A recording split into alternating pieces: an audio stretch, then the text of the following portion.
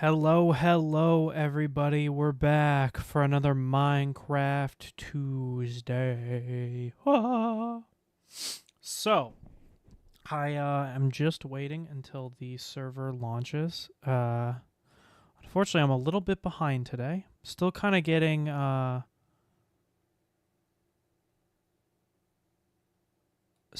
just a little behind. I still am getting used to the new schedule. New schedule's probably going to ebb and flow a little bit. I might move things around. Not sure yet. Have to see how everything goes. I might have to move really late like I did beforehand to make everything fit. Because unfortunately, some things just are like that. But anyway, we're back in Minecraft. So, what I wanted to do today was... Okay, good. I thought I didn't have any other rockets. Hey, it's OMB. What's up? Hey. My stream is lagging. Hold on. There we go. We're all chilling now. Oh, my music. That's what I forgot to start. What a perfect landing that was. I didn't even plan for that. That's hilarious. So, Kirby hopefully will be joining us. Also, Wake Up Fellas, new footage from Mario and Luigi Brothership just dropped. I know. So, I wanted September to be... I was going to stream Mario and Luigi RPG games for the entire month. Because I technically have access to all of them. Which would be exciting. I don't know what everybody's opinion on that is. But I kind of wanted to make September the Mario and Luigi month and only do Mario and Luigi games. So, we'll have to see if that becomes true or not. There is a slight chance that I might not stream next week. I feel like I say that every week and then I end up just streaming anyway. But as things get more busy, I'm like, maybe I take a week off of streaming. Do it in November until Brothership's released. But there's so many games. How would I ever finish them on time?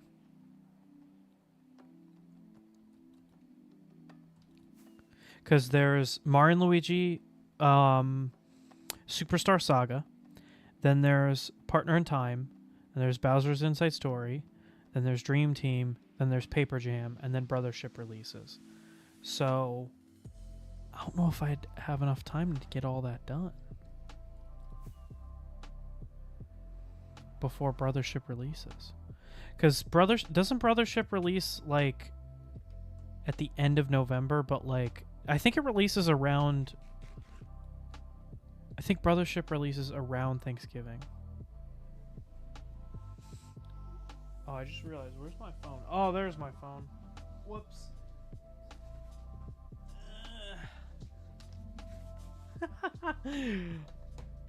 Brothership releases on November 7th. So that, yeah, then I'd have to spend like all of October doing it, which I don't mind. Because Mario & Luigi Bowser's Inside Story is probably one of my favorite games.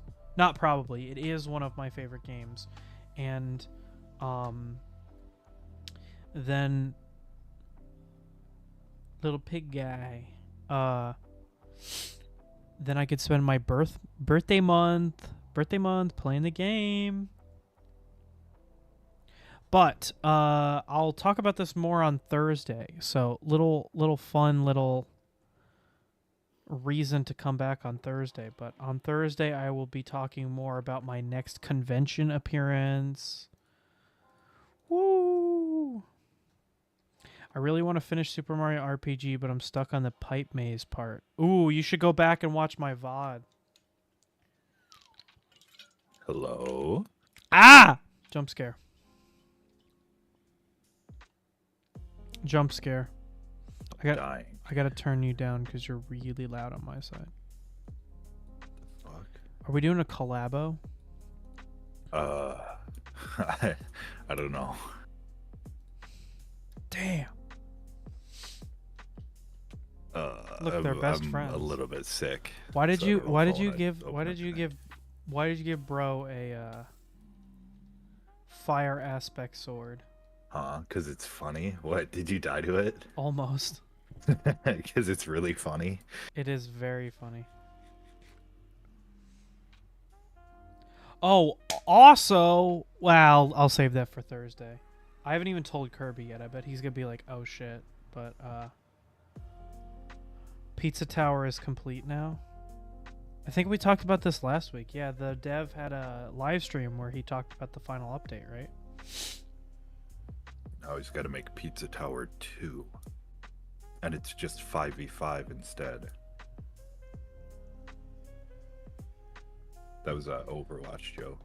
Yeah, no, I got it. I was just every time I play Overwatch, I'm like, God damn, I hate this game, but you can't stop. I can't stop playing it because I don't know. When Mike and I have fun on a game, it is like fun as fuck. Like, we're playing Fortnite, and he's working on an entirely new game called Woon. Ooh, that sounds interesting.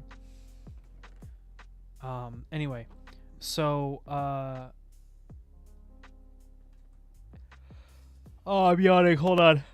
All right, so shit, I went in the wrong portal. Whatever. I'm trying to talk and think, and I'm really tired. I slept like shit last night. I got I think 3 hours of sleep, maybe 4. I woke up in the middle of the night at like 1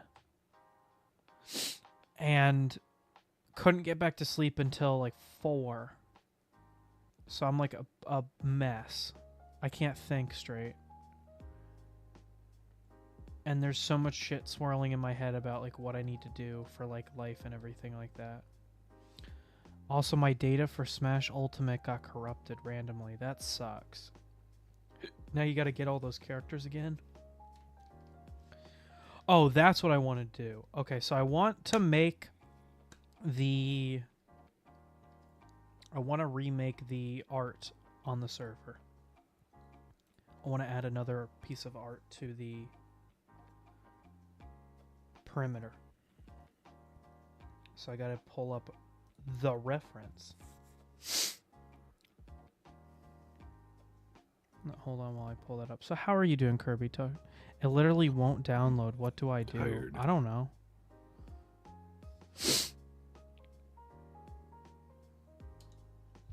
That sucks. Dark pixel.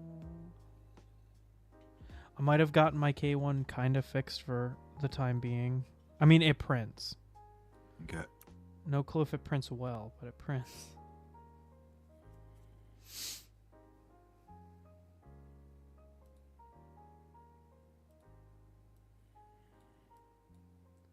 God, this picture is so huge. Oh my god. And then I gotta change it to be a different picture.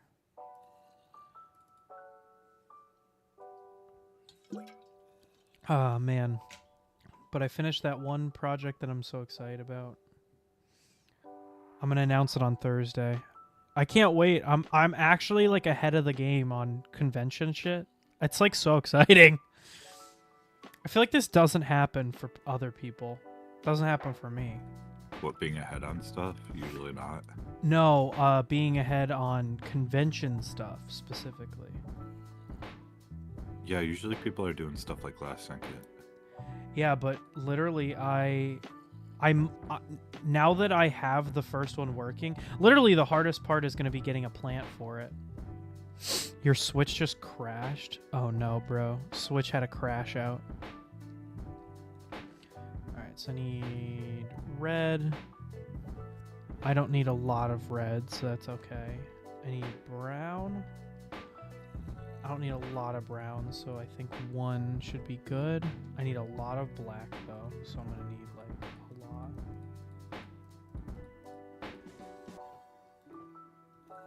I'm probably going to need more birch, so I'm going to have to go and look for that. I'm wondering if I do clear with glass. That might look sick.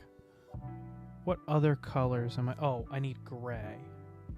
Not light gray. I need dark gray. Need a lot of these. So. But what did you think of the thing that I sent you, that I printed? It took me the entire day to make that. I had to sit there and... Dude, it looks cool. I had to babysit my printer to get that to It's work. a big print for a bunch of bottles. Yeah, I know, right? It's it was so stressful because I was like, it was a 12-hour print.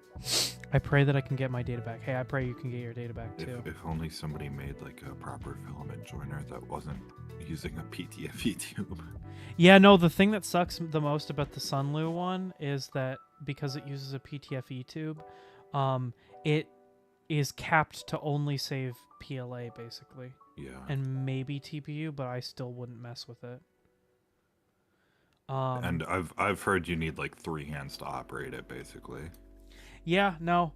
The one so the one that I still want to get is one that like clamps down on it and it's like a one-handed thing. It almost works like a, you know, those like one-handed clamps that you can get. Yeah. You could almost, even if you just had like one side clamp down, you could do it with like 2 hands then. Yeah, that's what I'm saying. The issue that people don't like is it comes out with flashing, but honestly, in my opinion, I don't see why it's easier to slide a PTFE tube off of it than it is to get a little bit of sandpaper and sand down the joint. Like, well, and then you guarantee that it's a thinking, better. like you could, I don't see why you can't replace that PTFE tube with like a brass coated stainless steel piece or something. Yeah, like, so like that's what I was thinking. Yeah, like nozzles don't stick to filaments, so you could basically just have. That's what I was thinking. Yeah, no, I was thinking you could get like if you just got like an axle and then hand drilled the middle out, you would have it. Yeah. But I just haven't gotten around to actually trying that yet. Should I kill this guy? I'm gonna kill this guy. Oh, I got a gold nugget for it.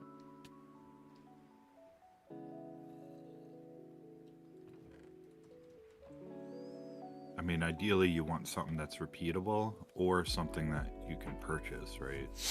Yeah, so, and that one that the axle thing is, if it's too hard to do, it's going to be a barrier of entry. So there's that but guy if that you could manufacture it. There's that guy that made a paid recreator that is kind of.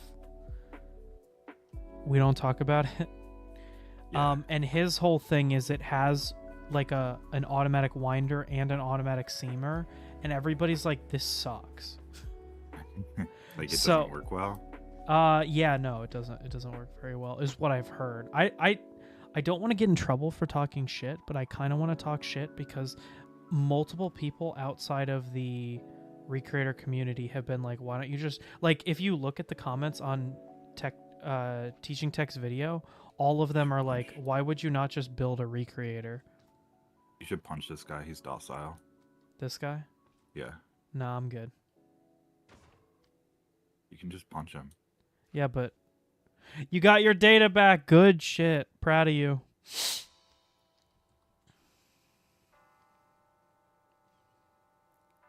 Do you like my kitties?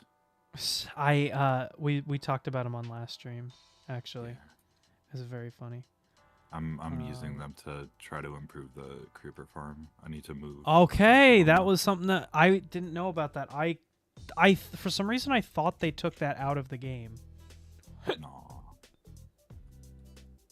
3, 4. Although that would be very Mojang like why would creepers be afraid of cats? That's not logical. Let's remove it from the game. Yeah, because it's a fun mechanic. Everything is now intact after my Switch crashed. Good.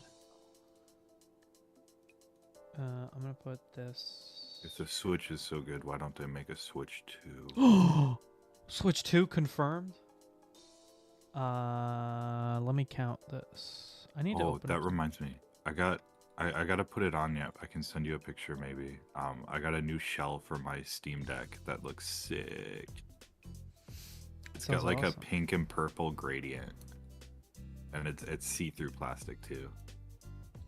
Oh, I love see-through plastic. I wish it was easier to print see-through plastic. Yeah. I watched a video where a guy made. You can only make like flat pieces.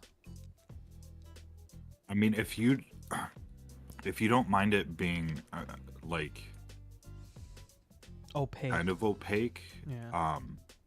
like you can print like PLA doesn't really come out super see-through even if you get see-through PLA, but like PTG has some cool effects. ABS and ASA have some cool kind of partially see-through effects.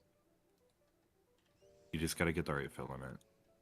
Just PLA doesn't work well even if you get like I have a transparent orange PLA and it just it doesn't look good.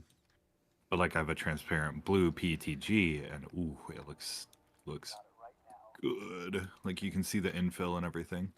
I agree and disagree. I've had really good luck with PTG, Pizza Tower guy. I love your adherence to the bit. It is admirable. So I've had pretty good luck with making like opaque stuff with PLA. I don't know how I count this. 1, 2, 3, 4, 5, 6. Yeah, 6. Okay.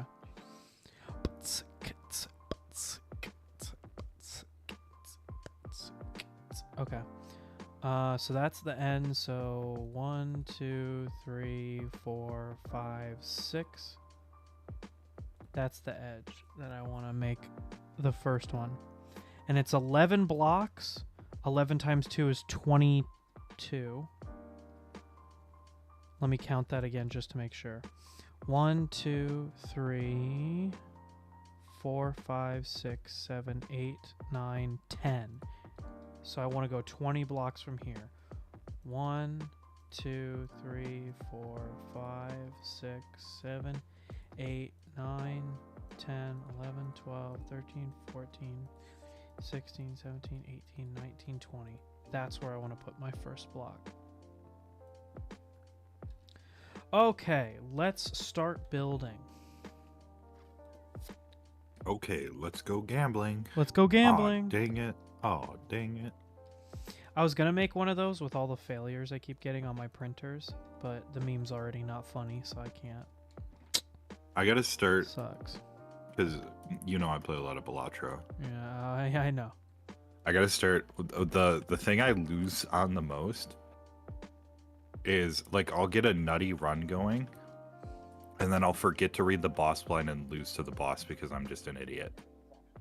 So I should, like, make that Let's Go Gambling video, and just, like, let's go gambling, and then it's a screenshot of, like, my crazy jokers, and then a screenshot of me losing to a boss blind. Wait, the Jonkler? The Jonkler. Yeah, he's the in Jonkler from Batman. Yeah. Orchid said, I just figured out why building is so hard for me. Why is building so hard for you?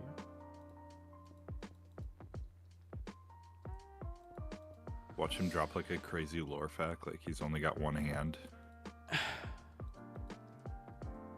Orchid Lily? Yeah. Or OMB? Whoever said that, I don't know who's talking. Because I can't count Minecraft blocks right. Oh, that's funny. Also, today I returned... Hold on, I gotta get my OBS chat, because on YouTube cuts it off, and I can't fucking read it. Today I returned to hell. Oh. Dude has to go back to eating cafeteria lunch. Ooh. Bro, enjoy your pre-calc class, LMAO! I have school after stream, so I'm kind of in the same boat. One-handed Minecraft would be so hard. It reminds me of that old meme. This is probably from when Kirby was a kid, but it's like an Omegle, like it's a fake like Omegle chat, and it says, "I'm typing this with one hand," and the girl goes, "Ew, what that's disgusting," and then it pans, and the guy's a pirate with a hook hand, and he just starts crying. It's like, wait, why am I disgusting? Shit, I counted these wrong.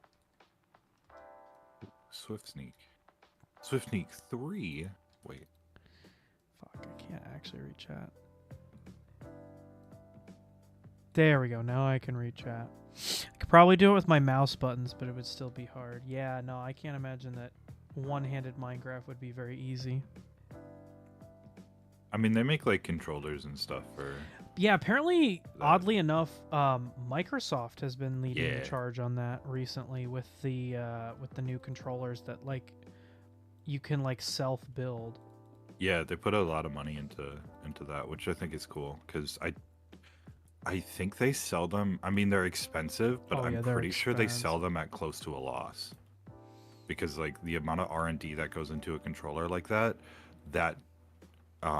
doesn't sell that well. Like, let's be fair, not a lot of people are buying these things. Yeah.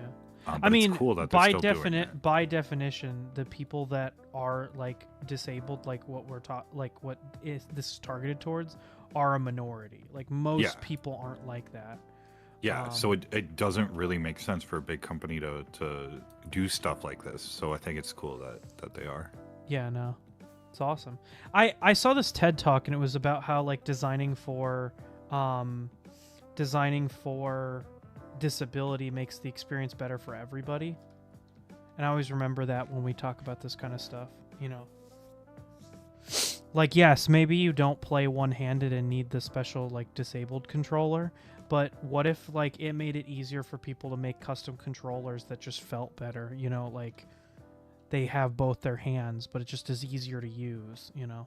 That's an example of a thing designed around disability being better for everyone. Well, yeah, and Pirate Software talked about this. For a little bit, they didn't have rebindable controls in their game, and it's like, okay, they were gonna add it eventually, but then somebody reached out and they're like, hey, I've got this like disability Xbox controller because I'm missing a hand or something. And then he's like, oh, we should like move that up in priority because A, it would help this person play, and B, it would just be better for everybody. He also talked about how the game that they're making, see the marketing as a CNTV Heartbound. It doesn't have a colorblind mode because their main artist is colorblind, so everything is just automatically colorblind mode. Nice. So they just pick colors that work, so you don't have to toggle it on and off. It's just a thing that's naturally built into the game. And when I talk about my dad's colorblindness, I always blow people's minds when I talk about the fact that stoplights are specifically engineered so that the color that comes out of them isn't intensely one type of hue. Yeah. So like he can see stop signs, like know that like one's green, one's red, because they're not true red and true green.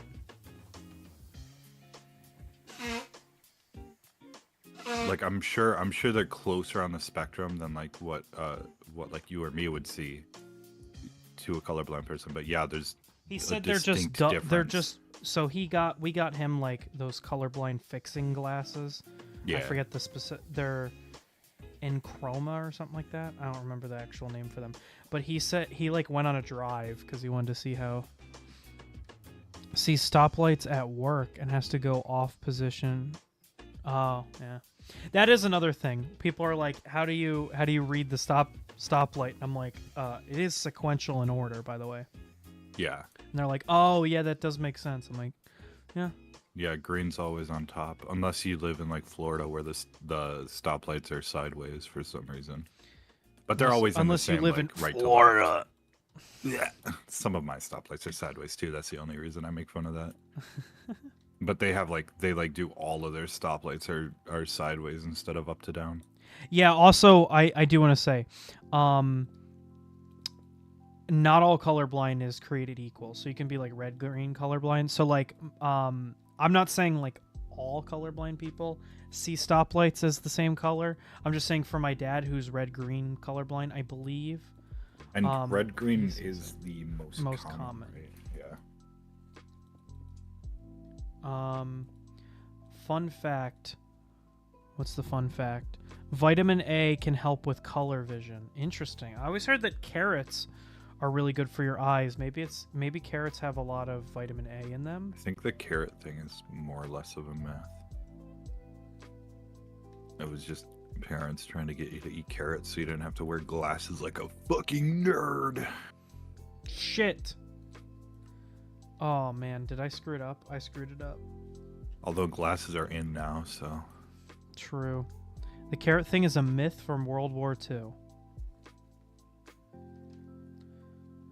I'm gonna cry. All What, I have in life is that you fell for war propaganda. I fell for war propaganda. No, this is just like last week when we were talking about spade a spade, and I'm like, damn it! Now I'm gonna have to delete the whole VOD.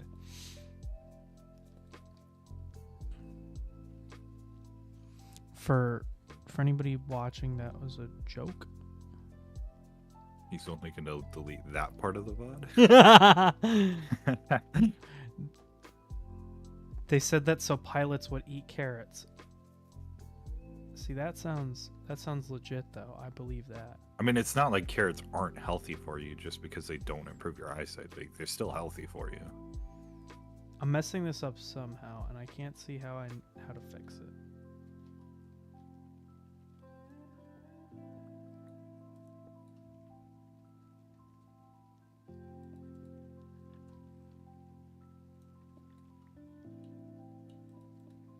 Okay, and then this needs to be black with nothing underneath. Shit, am I gonna have to redo this whole thing? That sucks. I hate doing pixel art in survival. I love doing it, and it's way more fun in... You just see Kirby fall and die. I forgot to deploy my elytra. I've been doing that a lot lately, just plummeting to the ground in here. Because I think I pull up enough and then I just splat. OMB, is that I feel like that's a bit in ASDF movie. Hey, did you know carrots are good for your eyesight? Shoves carrots in your eyes. You lied to me. Yeah, no. That is a bit in ASDF. It is? That's so funny. Yeah. I'm goated for that. Oh, I see what happened. Somebody accidentally emptied out this Accidentally? Composter. Oh, well, it wasn't me, because I remember you told me. You said, do not empty that composter, so I didn't. I don't know who did it, but I'm like, why? It looked like the sugarcane farm had just run, but it wasn't crafting any rockets. I'm like, maybe I just caught it at a bad time. No, there's sugarcane. It was backed up in broken the last system. week, and I said to everybody verbally, I said, yeah, I don't know what's wrong with this. It should be working. Oh. So that's really funny that, yeah, I messed this whole thing up. I gotta take it all down. It was probably Tim. Tim probably did it. We can always just blame him. Because he'll be like, I probably did it. I don't remember.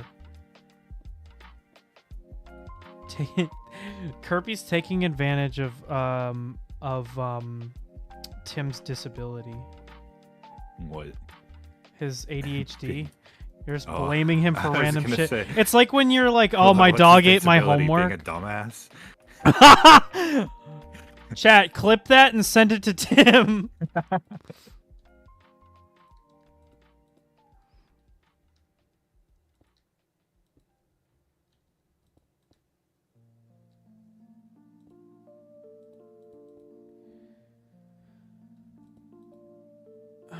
That should be good now. Let's see.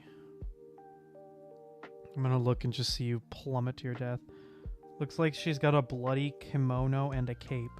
That's Calliope Mori. VTuber extraordinaire and rapper. I don't think that's blood. It's just like the ribbon on her dress. I see it. Oh wait, she's a ghost. I see the headband now. She's actually the Grim Reaper.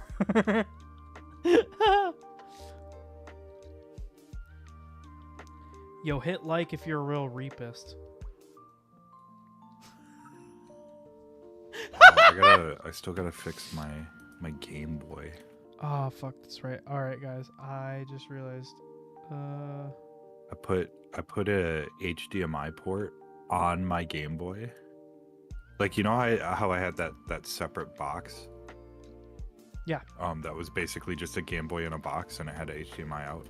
Well, I bought a kit where I actually put the port inside of the Game Boy. Nice. So now I have my Game Boy will also do HDMI out, not just that box. It's a lot cleaner of a signal too. It's much more crisp. But because I'm using a replacement motherboard, the instructions aren't good. For the replacement, so you have to solder 2 wires to the motherboard for the audio, because HDMI carries audio. Yeah. And if you're just pulling the screen signal, obviously you're not getting the audio. But those 2 test pads that you solder to on the original motherboard don't exist on the motherboard that I'm using. So I tried pulling the signal from the headphone jack, but that did not work. So I have to go back in and see if I can figure out where that signal is supposed to come from. Might have to do a little bit of reverse engineering. Gotcha. I actually did know that about HDMI. It also carries a signal wire, and that's how when you turn on a device, it will turn on your TV, because it'll actually send a signal through the wire. HDMI is really cool, and you know what I find funny? So I was watching a video about best and worst YouTuber apologies, and Linus Schmeck Tips was brought up as the worst, or one of the worst. Yeah, and it reminded me they just doubled down on it. Yeah, no, he basically said, "I'm sorry you feel that way," and that was it. That was his apology.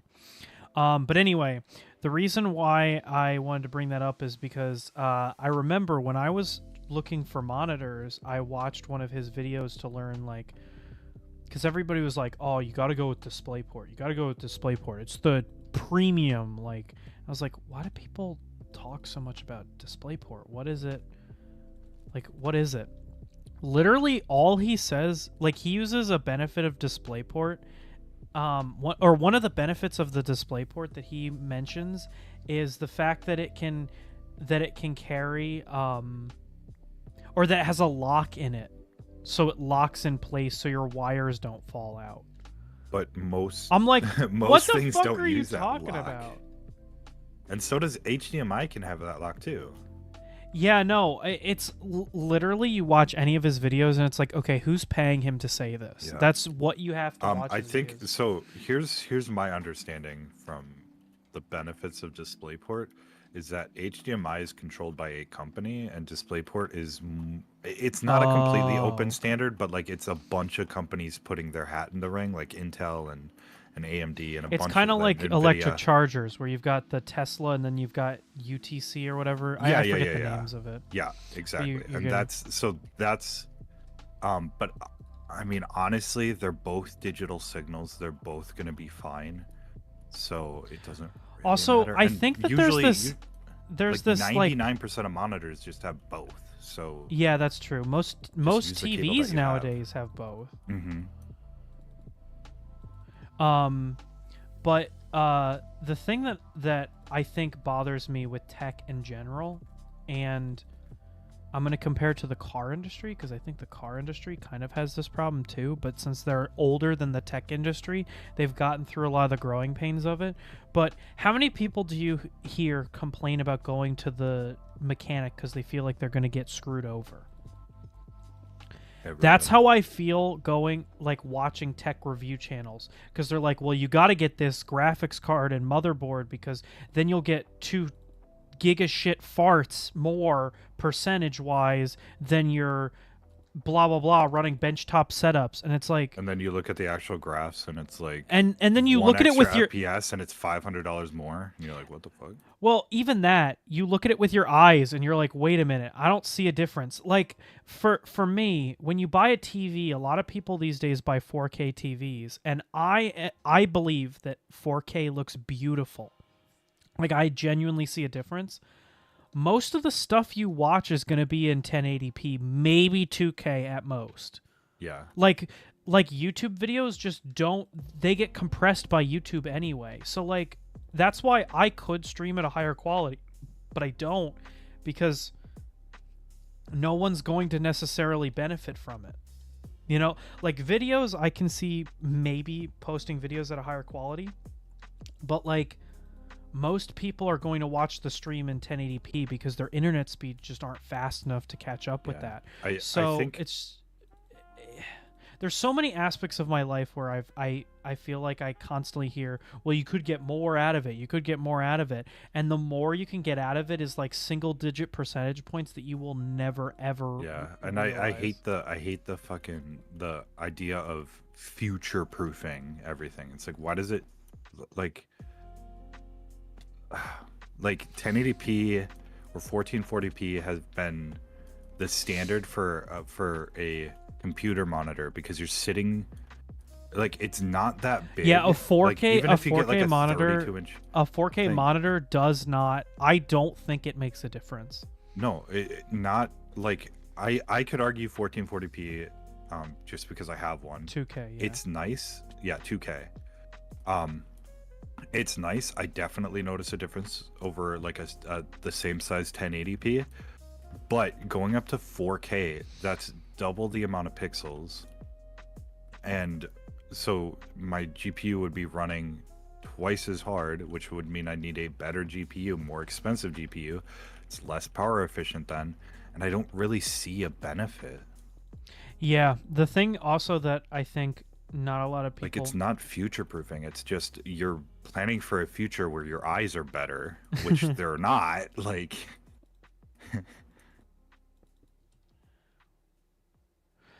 what was it? What was the other thing I was gonna say? Oh, I think genuinely what makes a difference is frame rate.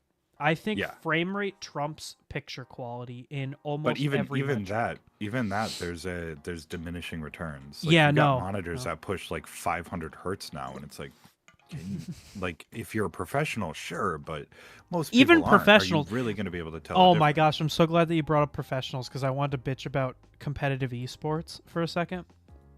Yeah. As a former athlete, esports will never become mainstream if they don't learn how to make it more accessible.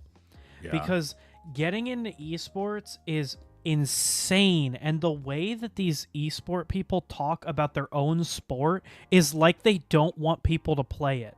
Like, Fortnite YouTubers talk about hitboxes as if hitboxes matter to anybody except for maybe arguably the people in the Fortnite Cup. I don't think that... Dude, hitboxes do not matter. There are channels who have convinced like 10-year-olds that buying female skins gives them an advantage in Fortnite because their hitboxes are smaller. Dog, you're playing on the Nintendo Switch. It can barely play the game. You are not getting an advantage by using a female skin. These people are swindling you by saying that. It makes me so frustrated when these like content creators make these claims that for shit that really only matters for the top 1% of players. And so then you get these people that argue about like hitboxes. And now there's people arguing about what's the meta pickaxe to use because they have one or two more frames of faster like swing speed. When you've gotten to that level... Why are the... I mean, okay, I agree. It probably doesn't matter for... Well, no, it doesn't matter for, like, the normal person. But why do the pickaxes have different animations? That's my question. Because of their hitboxes. It's crazy. It's crazy. I can't even begin... So I can't even begin to That sounds like just bad programming, honestly. So, well, technically, I guess to relate this to something I know more about, because I don't listen to it because I'm like, this is stupid, but people talk about it in terms of Left 4 Dead 2, which I actually care about because the way that they talk about it is very cool because, like, Valve is like, hey, let's talk about which... there is a meta weapon to use, a melee weapon to use in Left 4 Dead 2, technically. If you don't have to care about that. Most people don't really give a shit, but there is technically a better... It's not like a competitive game. You're playing with friends. But I believe the knife is the best melee weapon to use because they all have identical swing patterns except for the knife, which has like an X pattern, and so it therefore has the greatest chance to hit an enemy when you swing it, and it also has the quickest speed to swing. But that So seems like damage. an intentional change. Having the pickaxes Yeah. at different speeds seems like an unintentional thing. Well, so I believe if I remember correctly, and anybody in the comments who's like, Ace is full of shit, I apologize. I'm trying to break down Fortnite logic, which I do not care about and also do not care about. But I think it's a breakdown of the difference in models. And so it's literally, it's like a 1 or 2 frame difference. Yeah. But and that seems like hitboxes should be separated from the models. Let's be fair. So frame, like 1 or 2 frame windows, aren't something that anybody it's not gonna make or break you're not gonna notice that. Yeah. My phone's not working. Hold on. Yeah, well, and the reason I say it feels like an intentional thing in Left 4 Dead 2 is because you actually have to go out of your way to go find a knife during the game, right? Yeah. And I'll send you the video. Fortnite, I think you'd enjoy it. You're picking it beforehand, right? So well, you have to buy it too because they're cosmetics. Yeah, so. And it should be only cosmetic. That's why I have a problem with people arguing about stuff like that, because then you get it in the heads of kids who watch Fortnite content that they have in order to win they have to go and buy female skins, or they have to go and buy the thing that I kind of hate is they came out with like this superhero series where you could like change the color of the costume. Basically it was like a morph suit, you know what I'm talking about when I say morph suit. And so people found out that you could get like solid color morph suits, so your player would be like almost impossible to see. That's just unfun. If you do that, you're lame, and I'm sorry, but I don't care how you feel. That happened for a bit. That happened for a bit when Counter-Strike Agents came out. It was partially because like muscle memory, it's harder to see different player models. Yeah. But there were also a couple player models that blended in really well with certain maps. So people would like they would go out, buy these agents, and they were all overpriced because they would match certain maps, and then they would like whichever map they're playing, they would swap out. It's like, dude, that's so fucking sweaty. It's unbelievable. Yeah, no, anytime I get killed by anybody that does that kind of stuff, I just laugh and I'm like, man, what a loser. So honestly, I don't care because I'm at that point in my life where I've got a wife and kids and a job and I play like it. So yeah, and it's not even that's like, a parody, by the way. I'm just kidding. They didn't even directly give like Valve money for that because it's the Steam market. So like, yeah, Valve took a cut off the top, but they're just overpaying some other schmuck who was smart enough to buy it right away. Oh man, that reminds me of the whole debate with retro games where they're dummy expensive for no reason so that some collector can... Oh, speaking of which, so you know there's that like agency that grades stuff? I forget their name. But when we went to Too Many Games, they had a booth and it was like, how to preserve your games, blah, blah, blah, blah. I never saw it. The entire like convention hall was hella crowded. That was the only booth that had nobody at it. Yes, because everybody hates the grading companies. See it. You fucking love to see it. Yeah, I know. Mike nudged me and went, dude, they know. And I went, yeah, they do. Yeah, they do. I think especially people who are going to conventions like that are so fed up with grading companies already. They're inflating the price of stuff, even if it's non-graded stuff. They're inflating the price. And then you got a bunch of jackasses that come into the community that don't give a shit about the thing. They just buy it because it's expensive, and then they give that idea to other like collecting agencies that we can charge these higher prices because now it's like a luxury. Yeah, and then like, you can't even go into like a Goodwill and find good prices on stuff anymore because they look up the price on oh my eBay gosh, and stuff, resellers that go into like eBay and like buy stuff from eBay and then sell it online for a higher price. Bro, get an actual job. Yeah, that shit makes me so mad. That's why you can't go in a Goodwill and get anything good anymore. And they mistreat their workers. Oh my god. Yeah. We don't have to get into the mistreating workers, but yeah. I mean, we could. They hire disabled workers and then treat them like so that they shit could pay them less, yeah. and tell them, well, where else are you going to get a job so that they can continue to treat them like shit. It sucks. No, I agree. I'm just saying that gets a little bit political, but I totally agree. It's political. I was worried you were worried we'd get like sued or something. No, I don't care. No way. Ace Gamer said this about Goodwill. Should sue him.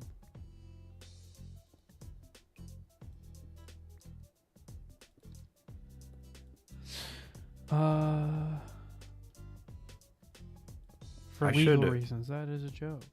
Don't sue me, please. I kind of want to go. We got 2 like retro shops near us. I kind of want to go look at their prices, see if they do the whole look it up on eBay and sell it for the same price thing. Oh man, my local game shop, I wish I could make a video about them, but it would actually just dox me because they are like so local. They're like so are next mine. to my house. Like if I said the name, they are look it up, I'm pretty sure. They are one of the best retro game stores I've ever been in. So they, you know how like most of the time when you go into a retro game shop, they just have the games out and you have to fan through them to see their prices? Yeah. Because they're so small, what they do is they have these little plastic like I'll send you a picture of it, but they have these like little plastic cases that are like, or plastic sleeves I should say, and then they have a clip at the top and they put a picture of the game case with the price, and then it tells you whether it's disc only or in the case with the manual, all that stuff. And then they just have them on cork boards. So instead you just grab you like look through the cork board and then you pick off the thing that you want to buy and you take it up to them and they pull it out of the back. Which is so nice because I can finally browse the selection without having to fan through everybody's used like all grody ass like games. It's so nice. I wish GameStop would do that because they already have the like fake GameStop printed on bullshit like game carts that suck. Why don't they just do that throughout their whole place? Also, GameStop frosts me so much. Yeah, I wouldn't ever go to GameStop.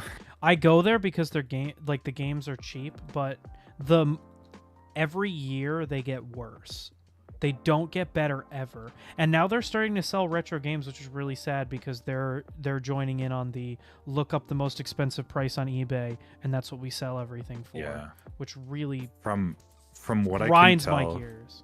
Doing a little search on the website of one of the close game stores, yeah. Their prices are it's like the average. I mean, you gotta eBay compete, price, not the highest eBay price. Like if you sell something for fair. Nothing, you're gonna die. Yeah. I have those like expectations. Is things are gonna cost money, but oh man, my favorite thing is sometimes I'll just go and browse, and I really like to look at the games under like $10, and I'll just pick up a game. I don't even care like what it is if it's under $10. Like the other day, I grabbed Mod Nation Racers for the PSP because I remembered I played it as a kid, and I was like, you know what, this is fucking sick, and I like to support local.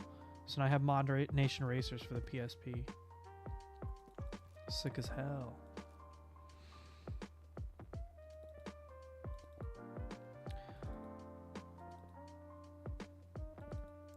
The thing that really bothers me about GameStop is they will sell you something at a new price and then have it opened. Like I bought and I don't blame the worker. I never blame the worker, especially at GameStop. They're just doing what corporate told them. They're just doing what they have to do to not get fired, which is a sentiment all of us could probably share. But I bought Fist of the North Star like boxing because I was like, oh, you know what? It's $10. This might be kind of funny on a stream, and it was new for $10. I was like, oh, sick. So I take it up to the register, and the lady's like, yeah, just to let you know, this is our last copy, so we're going to have to give you the display copy. And I But was they like, still sold it to you but for they still $10. sold it to me for $10. Couldn't even like knock $1 off or something. Jeez. Yeah, no. But I understand it's not the I Yeah, I really know. want to I know. emphasize it's not the worker's fault. I wasn't expecting the worker to do that. And she But you asked would me, think that. so I made the choice to be like, yeah, I don't care. But it still just makes me angry. Also, I bought a game online, which is why I never buy online from GameStop anymore because they just straight lie to you. I got a game that said new from GameStop, and it came to me shipped, which I paid shipping for this too, and it was covered in gunk, and the manual was like ripped on the inside, so it was clear Aw. that somebody had opened it and then resealed it. And I paid the new price for it. Did you like No, complain about it? Because no, I would have. I would have been like, hey, this it was was clearly used. again. I only buy games that are like $10, so it's like, is it really worth all that effort to call them?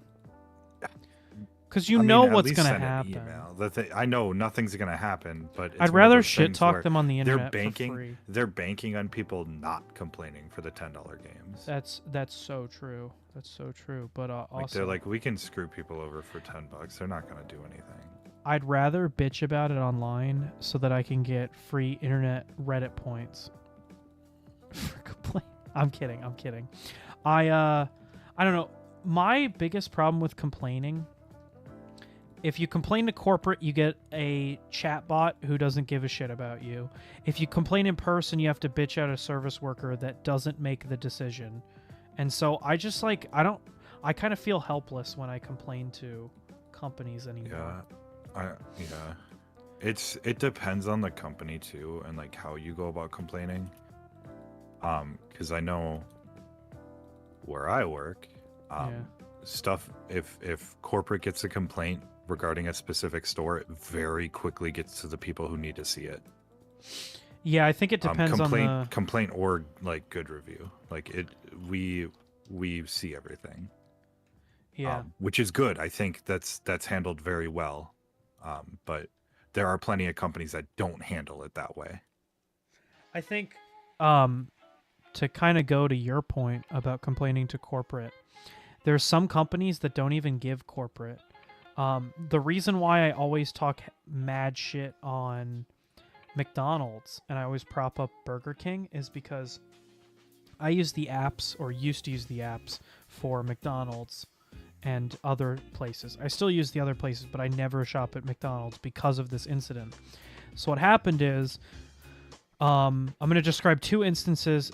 They're almost identical in like what happened, and the responses are completely opposite. So, McDonald's, we ordered a hold on, I gotta make sure I'm lined up. Okay, perfect. So we ordered a Happy Meal from. And you got a sad meal? And I got the sad meal. Hold on, I gotta make sure this is even because I don't want to waste this glass that I have. So it's 2. Yeah, I'm up. I'm good. Then I need 1, 2, 3 up. Okay. So we ordered a Happy Meal and we used our like McDonald's rewards points to get it. So it was technically free. But then what had happened was, this was when we came back from my family's, and so we stopped at like on the Ohio Turnpike. So it was the McDonald's on the Ohio Turnpike was what our location was set to, and it didn't stop us, or like on the McDonald's app you can't change your location unless you do it before you order. And so I think you can guess where the issue came in. The location didn't come up when we went to order.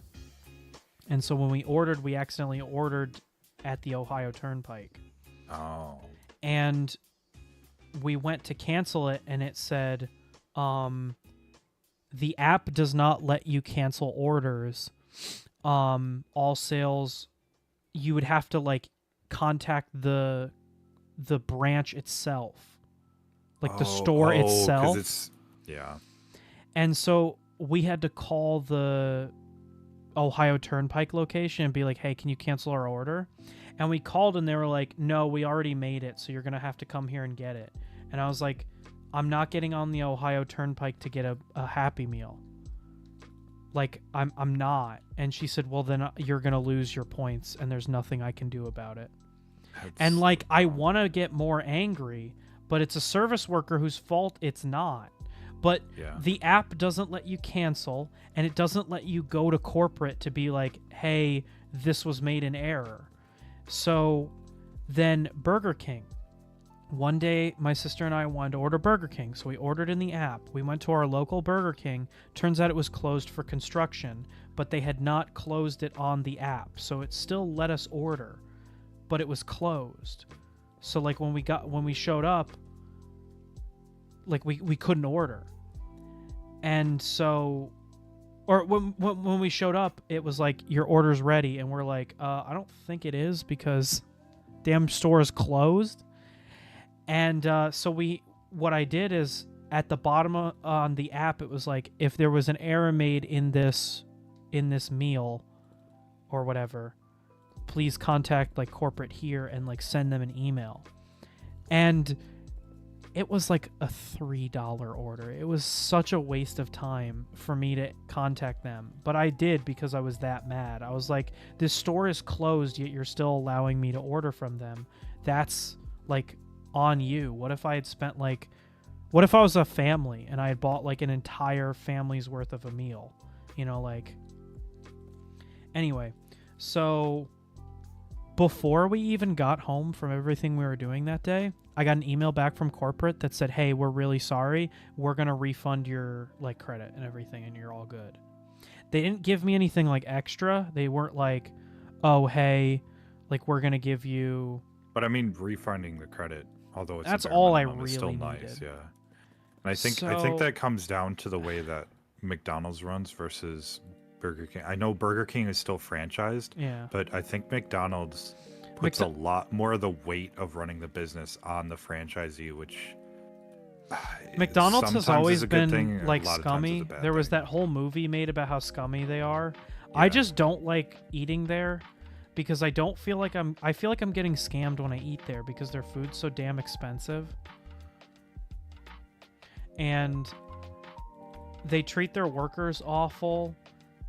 They treat their franchise owners really awful. It's like, what good aspect is there of McDonald's anymore? Their food isn't even that great. Especially, it's fast like, food. dude, I will never forgive them for getting rid of all of the special themed McDonald's because they just wanted the kiosks. Because that's why they all disappeared, is because McDonald's corporate was like, hey, if you want these new kiosks that will earn you more money, because they do earn more money, because when you're at a kiosk, there's a bunch of mental games going on that'll make you spend more. They're like, hey, if you want these kiosks, you have to comply with the new whatever, like how the McDonald's looks on the inside. So that's why all of the themed McDonald's went away, is because they wanted the kiosks because they would make them more money. So they got the renovations done. And McDonald's was basically like handing out the renovations, like, here, you get this renovation for free, you get the new kiosks. But you can't be a special themed McDonald's anymore. So like we McDonald's was lost L our after 80s L. Yeah, like we recently lost our 80s themed McDonald's. There were a bunch of other really cool McDonald's that just went away. It's like, dude, come on. And then and you know, here's the saddest part. I know I'm gonna sound like one of those haters online. Don't care, but so I'm gonna just say it. McDonald's in other countries are better than McDonald's here in the States. Yeah. Example, look at that like special nugget meal, or the special collector cup where everybody's going crazy and breaking the boycott on McDonald's to get these stupid plastic cups. They're stupid, broken, like crap plastic. In other country, they're glass. Yeah, I was gonna say they used to do glass cups here. In Canada, they're etched glass. In America, they're pieces of plastic. Like, why would you give a shit? And they keep doing this dumb shit, and I know I'm gonna be like offensive. They're just pandering to millennials with extra money. Like, they did that Kerwin Frost nugget meal or whatever the hell it was. And they're like, oh guys, look, they're like the Nugget buddies from back when you were a kid. And I'm like, they're cheap plastic, so you can keep shoveling slop down our throats.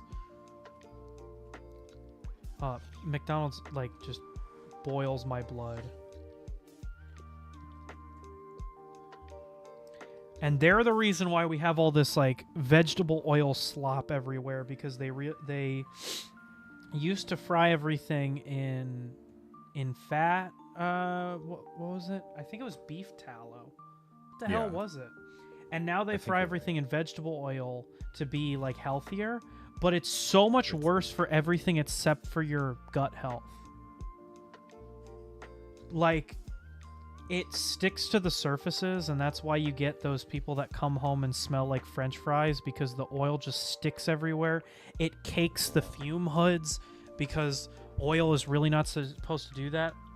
I'm not a health guru, so do not take this as law. I am just saying this based off of some of the stuff that I've read. There is some research that indicates that heating up vegetable oils to the heat that you need to fry releases carcinogens, which is cancer-causing chemicals. Now, again, this is not a legally binding thing. I am not. Please don't sue me. And if there is any evidence to the contrary, I completely apologize for being misinformed on this topic. I saw a video online, and I'm just repeating it. I do not want to get in trouble. All right? Do not take this as law. I just heard it, okay? All right, we're all good? All right, moving on anyway. I saw it on Reddit. I want to make this abundantly clear, though. That was a joke. I do not use Reddit. Please do not sue me for using Reddit.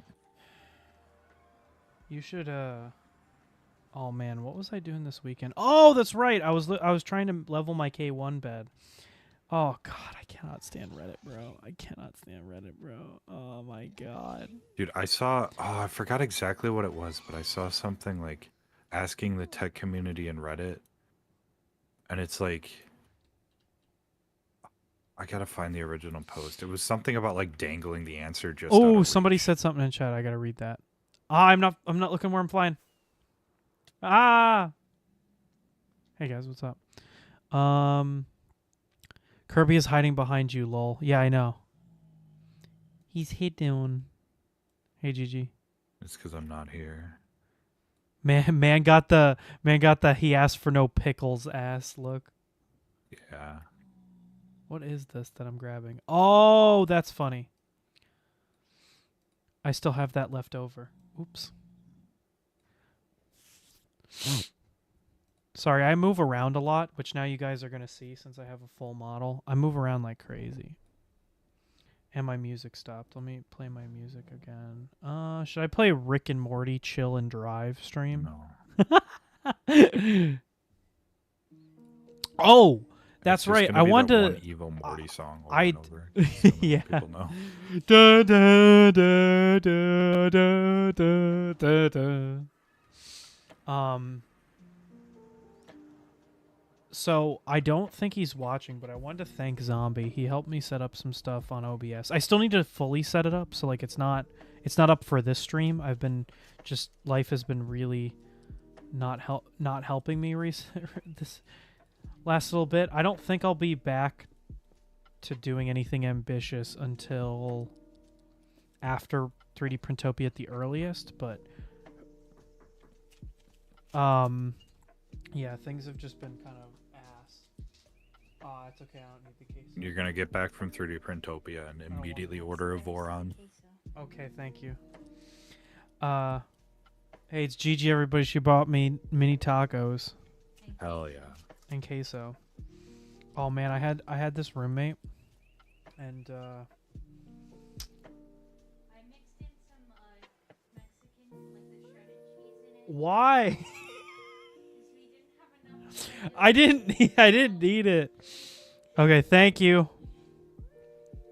Yeah, so having stream at noon is awful, but I physically cannot find another time. I might have to go late at night. I don't know if that would work for you. But I might have to go back to like 7 o'clock, unfortunately. Because I cannot find another time that just works for me.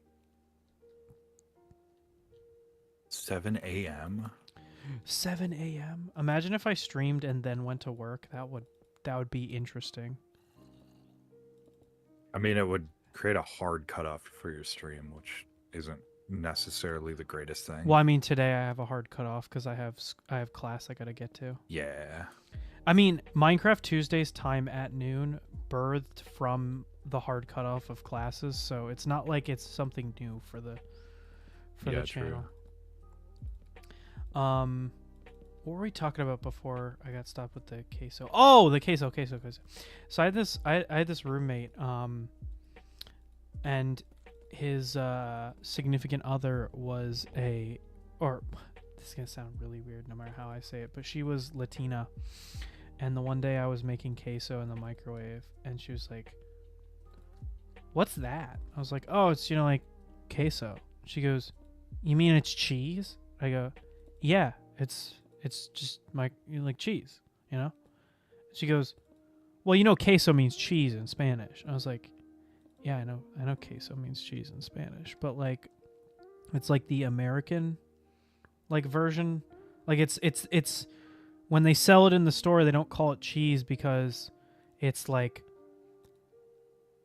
they call it like, some people call it like south of the border queso or something like that. Like it denotes being like Mexican blend, like queso. It's like a type of, you know what I'm talking about, right, Kirby? Are you there, Kirby? Hang on, somebody's asking a question. I'm trying to respond real quick. Fuck. Anyway, so like queso is like an Americanism to describe something that's non-native to America, and I guess she had never seen it that way. I was like, yeah, no, queso means cheese, you're right, but in America it's kind of just assumed that using another country's name for something is a way to describe it as non-native to America. It was a very interesting conversation. She also didn't know what an electric razor was, so that was very interesting. But that's a conversation for a different time. Did I mess this up? I did. Awesome. Gotta cut this glass down.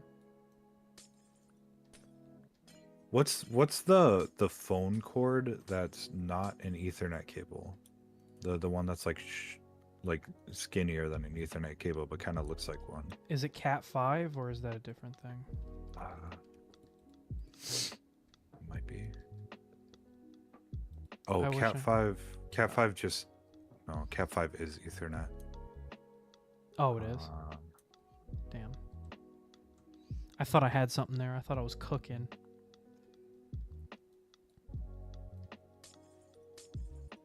So I could just search it. Oh, shit, I just broke these. Well, life sucks, doesn't it? I thought that was my Silk Touch pick. Not coax. Are you, by the way, are you streaming today or no? No. I didn't think so. I didn't know how long I was going to last because I'm probably going to last for at most. Oh, okay. So another it's hour? RJ11. Because RJ45 is Ethernet, RJ11 is. I knew a guy named RJ in high school.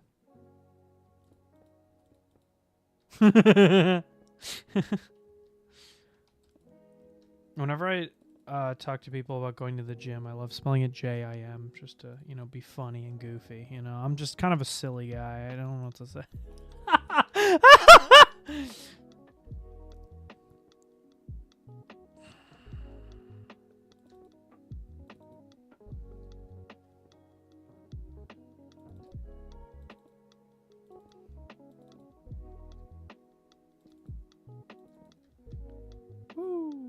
Boom, boom, boom, boom.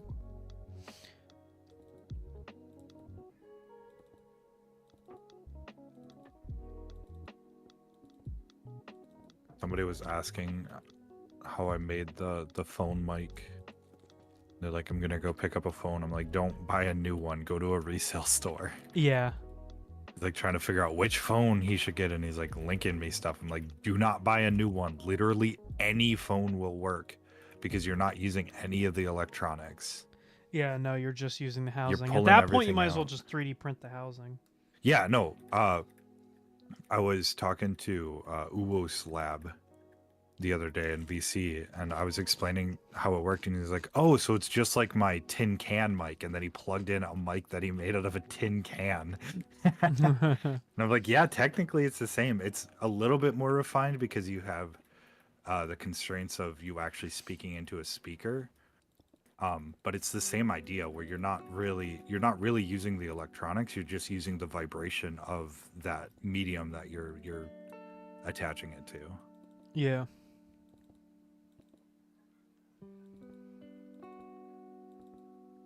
One day I'll get in VC with Fauna and we'll talk shop about some of my projects. I'll be like, "So what do you think about the thing that I have that I'm talking about on Thursday? You guys should come to the Thursday stream."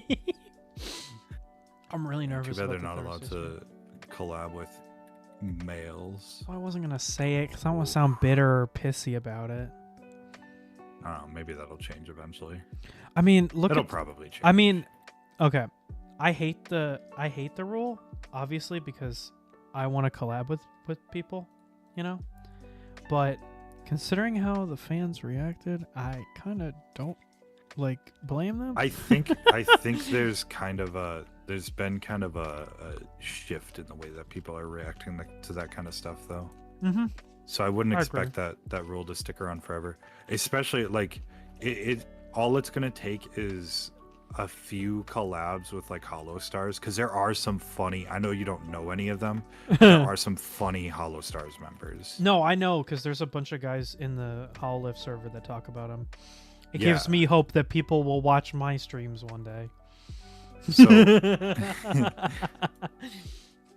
but yeah, so I think all it's gonna take is maybe some special event where they're collabing together and people realize, oh, they can be funny together. We don't have to be these weird parasocial fucking weirdos. But I think just in general, well, I mean, you can still be parasocial and collab with people of the opposite gender. What I'm saying is, like, the viewers, there's more viewers that aren't like, they can't collab with a male because they need to be available. People are like, whatever, I'm just watching them because they're funny, not because I want to date them or because Yeah, well, like, that's me, but I'm different, so you know. But yeah, it's I think the viewership has shifted at least a little bit. At least in the indie scene, for sure, it's shifted. And I think that kind of trickles towards the corporate scene eventually. Yeah, it's almost like trickle up. Yeah, kind of, yeah. The indie scene will always be able to innovate more than the corporate scene, but the corporate scene will always be more I mean, yeah, stable than the indie scene. like they have a lot of people they got to pay, not just the talents. Like, they have entire corporation of people that they got to pay, so they got to make sure whatever they're doing is best to make money, right? So I understand where some of these rules come from. I just hope that it changes eventually. I think, honestly, what will change it is how VTubing has been moving to the West. Yeah, I think because that's a big reason. That idea of parasocial relationships that mean that, like, you can't have it's very much an idol thing. Men and women comes from the idol scene. Yeah, and I think you're right about HoloLive and some of the other corporate VTubers starting to shift. One of the more recent HoloLive generations had a mix of men and women in it. HoloLive? Mm-hmm. What? Yeah. What are you talking about? Bro only looks at the bro doesn't look at the indie scene, he only looks at the corporate scene. So HoloLive is more than just the JP and the English and the Indonesian branch. They have offshoot branches. I forget the name of them. But you know that meme that was on TikTok where it was like, I can't do it. She was part of the newest generation. Ririka. She's been in a bunch of memes recently for speaking English, for doing like Japanese English. Yeah. She's part of that newest generation. It's like 3 girls and 2 guys, if I remember correctly. Is it really? Yeah. Bro's not Maybe- up on his culture. My lord. Because Hololive I thought was exclusive No. to females, and then Hollow Stars was. No, this is the first generation that's kind of breaking that mold. Now, I think they're doing something different. They're like idols first and then streamers second. Oh, okay. But I don't know. Either way, they are a mix of men and women. That I do know.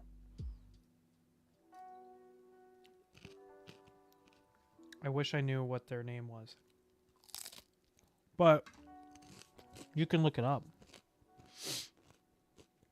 I'm trying to figure it out. 'Cause I'm on the fandom page. Oh, God. Thank God for ad block. But I only see Hollow Stars and Hollow Live, and there's no like mixed generation. Go on their website. Hololive.wiki. No, Hololive, like Hololive's website. It's Hololive Productions. But I don't think it's Hollow Live then. It's probably some like subsidiary, kind of like how Hollow Stars is technically separate. So I'm not gonna find it by searching Hollow Live. Maybe I'm crazy. It's okay when you find it and you're like, oh wait, Ace wasn't talking like crazy. He actually knows what he's talking about. I'll just know. It's okay. The Hollow Live. Oh, is it the dev is? No, those are all females. Are they all females? Am I out of pink? Shoot, I'm out of pink. I gotta go to the nether or end. Get more pink.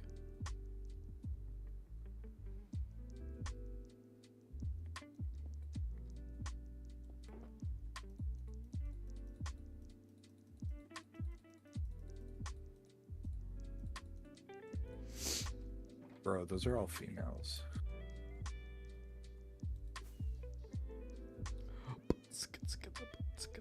The generation that Ririka is in, the dev underscore is whatever that is, Yeah. or Regloss. Wait, are they the same? They're the same. Wait, what? It's confusing. I don't blame you. Deviz and Regloss are both all females. They're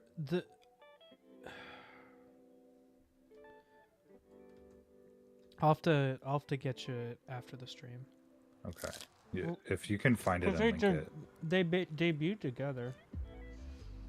They might have debuted at the same time, but not together. No. I don't think. They literally debuted together, like on the same stream. Oh. They're like, we're gonna be like a different generation, like blah blah blah. And they were a mix of men and women.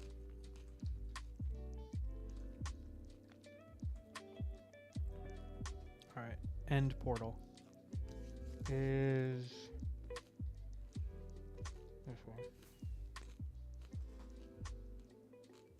I mean, the HoloLive website still has Project Hope on it, even though Yeah, which is now she was council moved risk. to Promise. Council. She was in Promise, So- now she's in Council. No, she's in Promise. Promise was what she was originally in. No. She was originally Project Hope. It was going to be its own like idol generation or like its own idol branch sort of thing. Mhm. But they never continued with that because she was the only one in there. So they moved her to the closest generation that she debuted with, which was Promise. But that's Council. No, it was Promise. I'm telling you, I'm looking at the website right now. Iris is in it's in Project Hope and Promise. She is not in Council.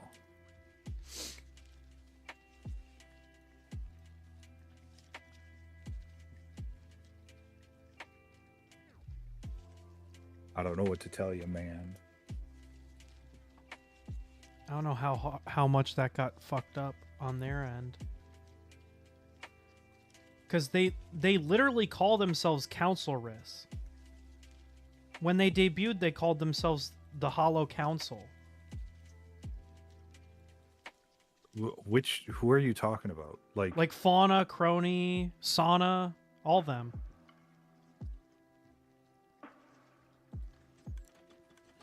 They were Hollow Council. I'm pretty sure that was just like a subgroup that they made up by themselves. No, it was all of them. Oh my god, I'm going fucking crazy. Hold on. Wait, okay, hang on. Fauna, Crony, who else? It was Fauna, Crony, Bay, Mume, Sauna. That's all five literally of them. Promise. That's all of Promise. Yeah, they were called Council. Maybe it got changed No, when they Promise. brought in... Because they call themselves Council Riss. Like to add Iris at the end of it. You are right. Because Sauna... Oh, their website's so messed up, man. It really is. I'm going fucking crazy. Like there's one thing. Council was renamed to Promise when Iris was added. Okay. That's what Oh it was. fuck. I was going crazy. Dude, Kerbybit Doko Deska. I was only looking at Iris. So I'm like, wait, Iris isn't in Council, but she's in Promise. But all the other members are in both. I'm like, oh shit, wait, hang on. That's Oh what my it was. God, They I got was- renamed. I mean, you can be like Ace. You don't know what you're talking about with like a lot of Hey, stuff. I'm VTubers. sick. I know that. No, it's not your fault. You're looking on their website. Their website's just wrong. Somebody's just got to go through and Fix it. make a tab for like old generations or like What archive in the generations, whatever you want to world call is it, and just be this? like current active generations. And then, Well, so originally they were like numbered gens, and then apparently yeah, they because they have stopped Gen Z, doing. Gen 1, Gen 2. Well, apparently the gens are only for the EN or the JP branch, and some of the EN members get offended when you call them like Gen 1, Gen 2, Gen 3. Like Gura said on stream, she said, "I'm not Gen 1, I'm Hololive Generation Myth." Yeah. And I was don't like, know. honestly, what's the difference? But maybe the numbers like bother them. I have no clue how any of this stuff works, so don't ask me. Yeah, I mean, that doesn't super surprise me because it's like you don't want to be known as like second to your coworkers, right? Yeah, I guess so. So it kind of makes sense that you wouldn't want to be called numbers. I know like the Indonesia branch, they just add people to it. They don't have generations. But I know the English sure about branch, that? they also try to because I thought like, they the- did gen numbers as well, because No, they had it's just Generation Hollow Zero. ID. It's literally just Hollow ID. Huh. But they always Or at debut in least groups now, of 3. at least now it is. Maybe they did it before and then they used to, and they I think consolidated it into ID. They stopped. But they always debut in groups of 3. Yeah, And then EN debuts in groups of 5, which I believe is the same as 4 technically. JP. 5. The last generation was 4, and the one before That was an exception. The last one before that was technically also 4. But there's 5 channels. members. There's but 5 there's 4 members. channels, but there's 5 members. And then the newest branch is the first exception. I guess, yeah. Yeah, I'm talking but- members, not channels. That's a different True, discussion. true. Because it technically, seems Fauna has it- 2 channels. She has The- Fauna channel, like think with the Japanese name, I and then think- Ace Gamer. True. Uh, And don't forget Northern Lion too. yeah, right. So the EN, I think part of the reason the EN branches don't like being called like Generation 1, 2, 3, whatever, is because they are very themed. Yeah, that's fair. That's Um, fair.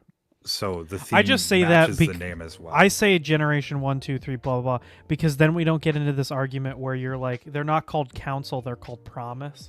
True. Because it keeps changing.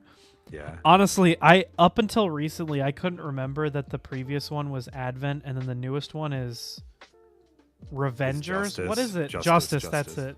God, I can't remember this shit. See, but I'm an old head. I was there when Gura debuted. I watched that shit live. I haven't really watched any of the new gen. I know some of them are pretty cool. Yeah. I was just kind of like I really like Fuumoko, They're very but- cute. but the other ones from that gen are just kind of it's Did not did I tell you the thing interesting to me. about Fuamoko? Or no? Which thing? Shit. I don't know if I should say it on stream. Oh, you're not streaming. I could just mute and tell you. All right, guys, hold on. I'm gonna tell Kirby something, and then All right, I'm starting my stream. All right, you're gonna hear me go mute for a second.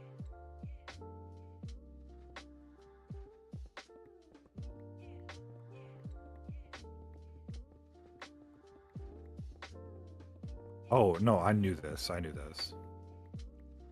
They were they were a voice actor for the game, and then they kind of became VTubers, like, yeah.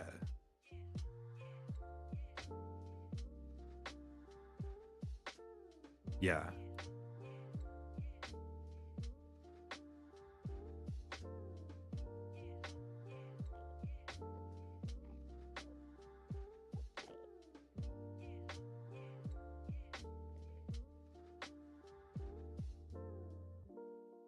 Yeah, it's really cool to see them back as Fuumoko, because I think they really enjoy what they do. Okay.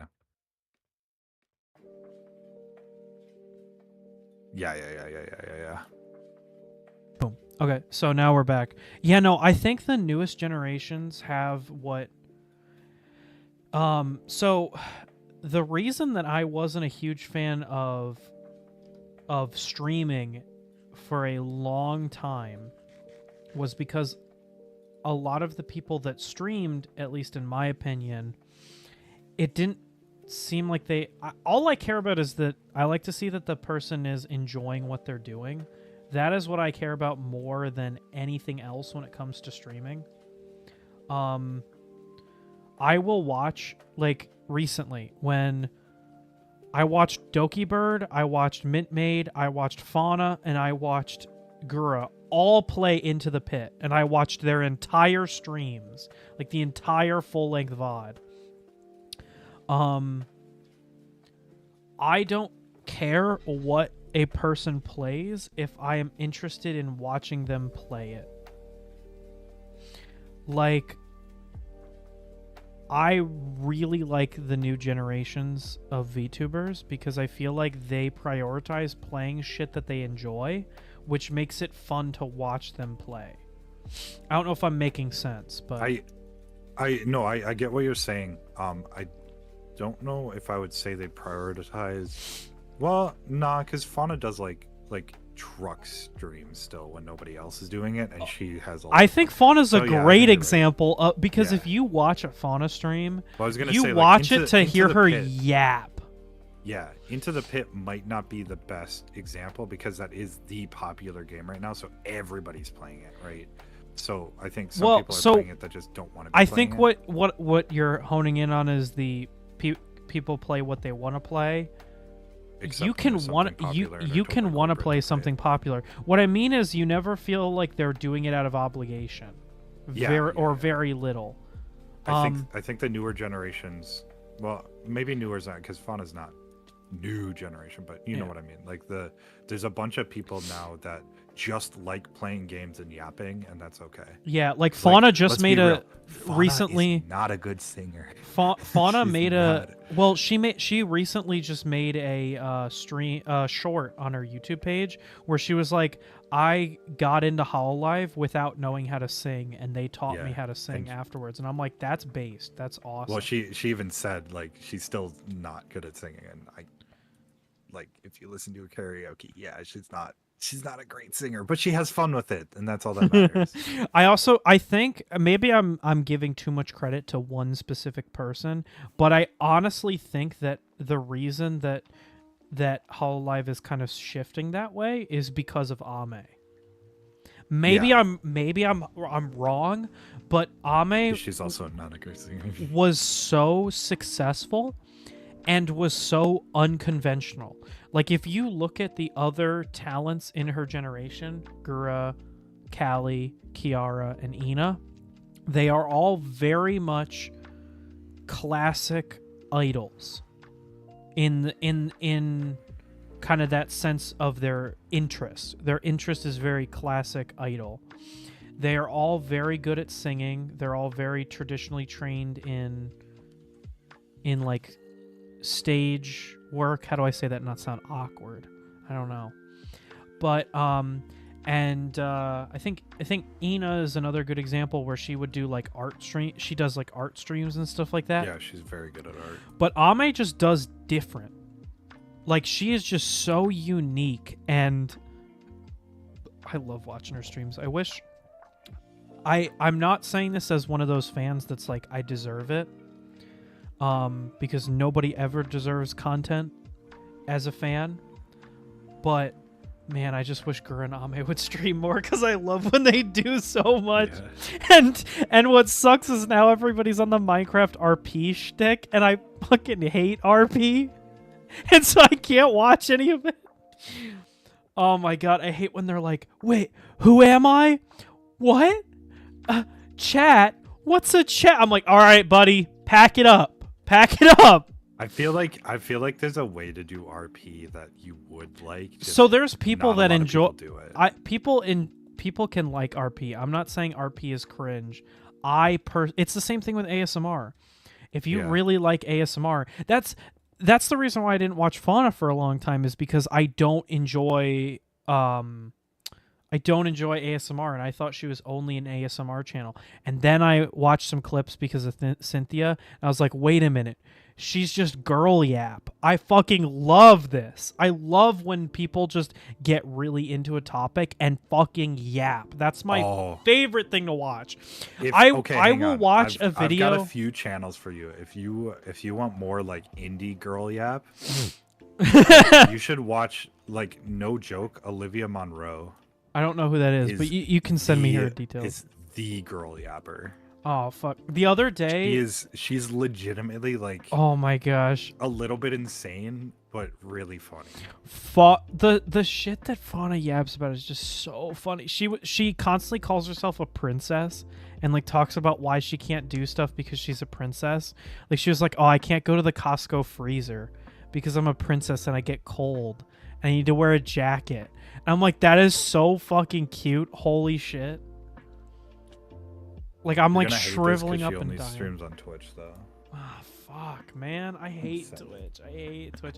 I think I'm gonna move my Gorilla streams back to YouTube because I dislike Twitch that much. That's fine. Actually, I lied. I actually had a different idea, but I was talking to people the other day. I just don't see a future in Twitch. So you kind of have to be connected in the community a little bit for this to work. But a lot of people find indie streamers and VTubers because the Twitch culture, and I'm not saying this doesn't exist on YouTube because I know YouTube has rating, but the Twitch culture is very much when you're absolutely done with stream, you get done with stream, you raid somebody every single time, and it's sometimes somebody you don't even know, but that's half the fun of it. So I was talking with a group of people of like how we found our like favorite VTuber and stuff. It's like, well, they got rated by this person who was rated by this person who was rated by this person, and there's a whole raid chain that you can follow, and it's like that's pretty cool. No, you are absolutely right, and that was the thing that I was going to mention. Complaining, but that's less of a platform thing and more of a culture thing.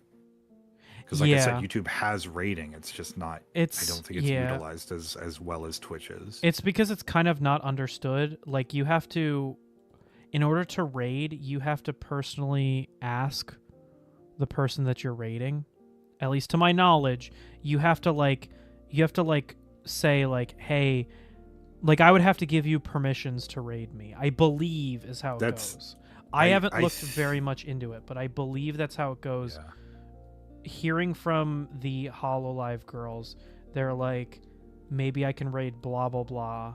I think I have perms, but I might be conflating like YouTube perms with their like contract perms. I think that relates back to the culture thing, because sometimes raiding on YouTube a lot of times was used for like hate raids, right? Yeah. People would jump from one stream to another and just be assholes. So I think a lot of that culture stems from that, where you like have to make sure the person you're rating is okay with getting rated and having a bunch of new viewers. While on Twitch, rating is very much viewed as like a good thing, and people love to get rated and see new faces. See, and so here's the thing that I'm looking at. A rare moment where Kirby and I are in complete agreement, and I have nothing against what you're saying. You are absolutely correct with that. The community of Twitch is more built towards streaming. The issue, so there's two things that I am struggling with, and I'm gonna be honest, I'm tired of struggling with them because I just want to stream. I don't really want to have to keep debating this topic, because I feel like every day I'm questioning whether I'm going to stream on Twitch or whether I'm going to stream on YouTube or whether I'm going to hybrid. I mean, the biggest thing is just consistently streaming, I think, on either platform. But the biggest problem for me is that Twitch is very community based, and I have never been part of the Twitch community, and I don't know how open the Twitch community is to outsiders. I would maybe it's say completely very open. Maybe it's completely just me making shit up, but I feel like if I went to Twitch and was like, yeah, like, hey guys, it's good to be on Twitch, but I don't know any of the lingo. I don't know, I don't know like how to like the culture around raiding. I don't know the culture around like streaming with people on Twitch because I don't watch Twitch. So like I feel like an outsider in a place that's very community heavy. And so that's the big reason why I'm a little hesitant to dive deeper into. So I feel like, so you kind of have to have a little bit of a thick skin for this, but I feel like a lot of people who will come and sort of like make fun of you for like not knowing the lingo, they don't do it maliciously. I think they're just kind of poking fun. And if you can get over that and be like, oh, it's just a joke, they're just poking fun of me, and I am learning, I think that you can still have a very good time, and like while learning Twitch stuff instead of being a viewer, being a streamer. Yeah. And but so yeah, a lot of Twitch streamers, and this comes up too, like a lot of Twitch streamers, especially indie VTubers, started off as Twitch viewers. Yeah. So they're very connected in like the community and stuff. I'm very new to streaming in general, but for me, the reason that I started streaming instead of just making straight content is because it's more in line with what I want to do as a creative. But I am very new to streaming in general as a viewer. I used to watch like Germa and Vinesauce, but I would only watch them on YouTube. So I would only watch their like... That's why I'm always like I'm not very good at chatting or understanding how... I'm good at interacting with chat because it's a lot easier to interact with a chat than it is to be a chatter in a chat, in my opinion. That's why you've been like, oh, I'm much more comfortable like just chatting in a chat. And I'm like, I'm not. Yeah. Because I never grew up doing it. And so I always am used to comments, and you don't interact on a comment level in the same way that you do on a chat level, if that makes sense. And so I've always just kind of been an outsider to that. And so, yeah, anyway, I'm kind of starting to get into yap territory. But, so one thing, every once in a while I get into a kick where I watch a new streamer. And I know you're going to be like, you should watch indie.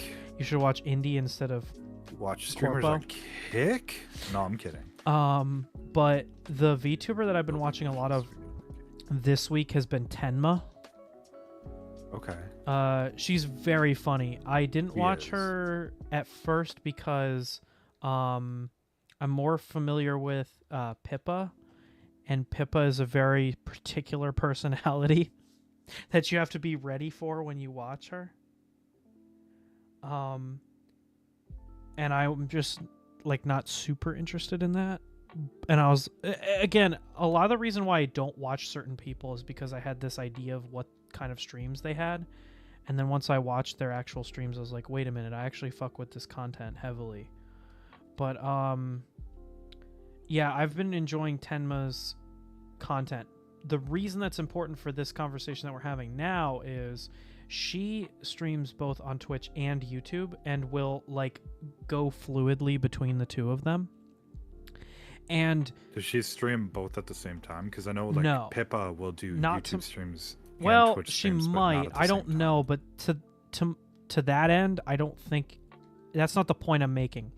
She will post her stream VODs from Twitch on YouTube, and they get mixed with highlights and actual videos that she does. And she's successful, so maybe what I'm doing right now can be successful, if that makes sense. Yeah. So I have a little bit more confidence that that will work. That plan that I have to stream guerrilla streams on Twitch and big streams on and scheduled streams on YouTube.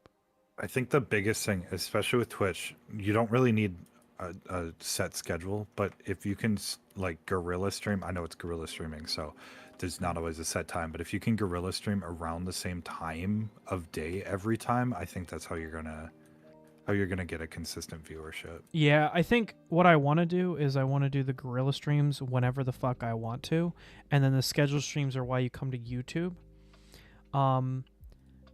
Because it seems like I'm getting a lot more viewers on Twitch from people that are just interested in the thing that I'm doing. Yeah. And then they'll become longtime viewers and they could watch me on YouTube or on Twitch. Because Twitch does a good job of reaching out to you when a creator you're into is live, from what I've heard. Yeah, you at least get notified unlike YouTube.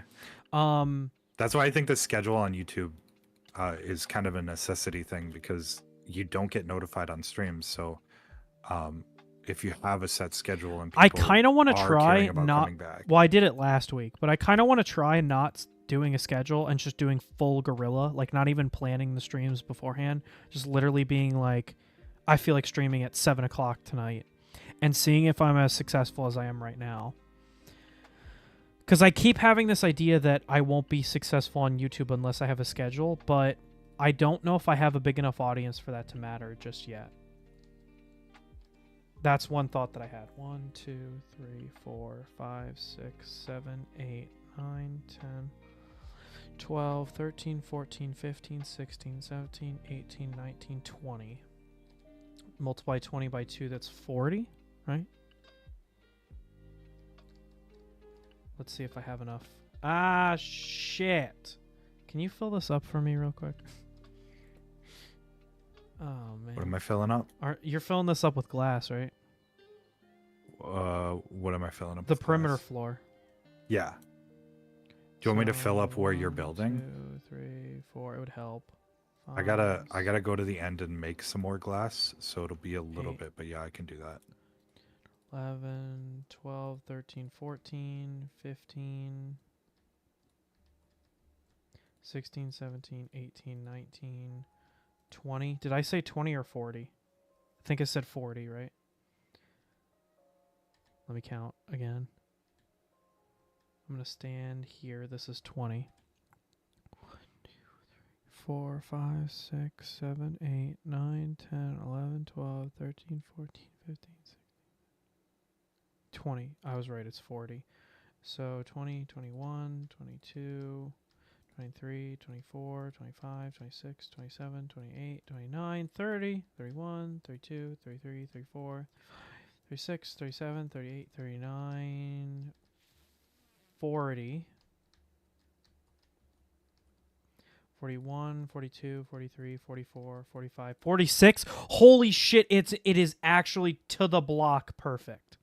If I counted right. It is to the block perfect. That is fucking insane that I counted that. Like, absolutely perfect.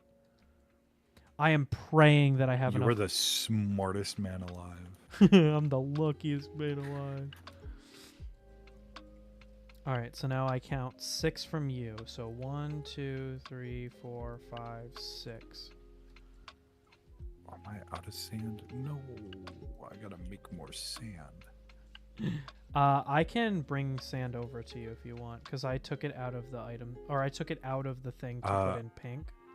I got to. Is it? We should keep a bunch of gravity blocks just in that room. I have one of every color of powder in there already. Okay. Yeah, so basically what you do, there's a stack of each color of powder in that chest over. I'm gonna meet you in the near the end portal, Okay. so I can show you. I gotta turn on the chunk loader and everything.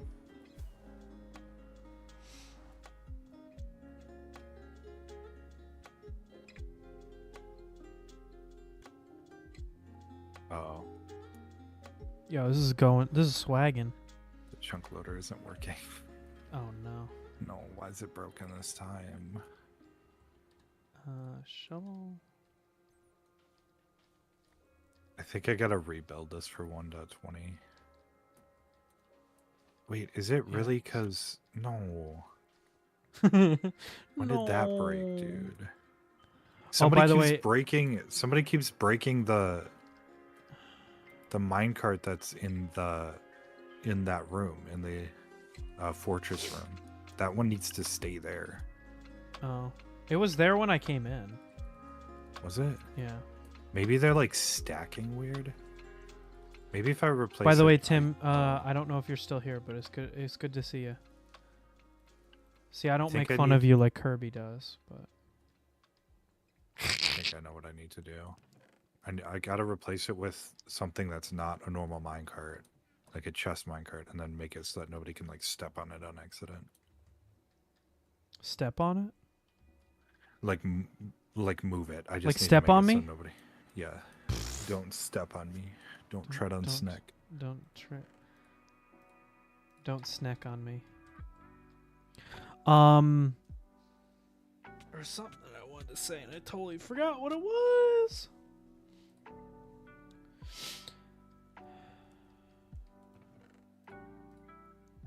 I feel like I'm missing a color. What color is that missing? Lime green.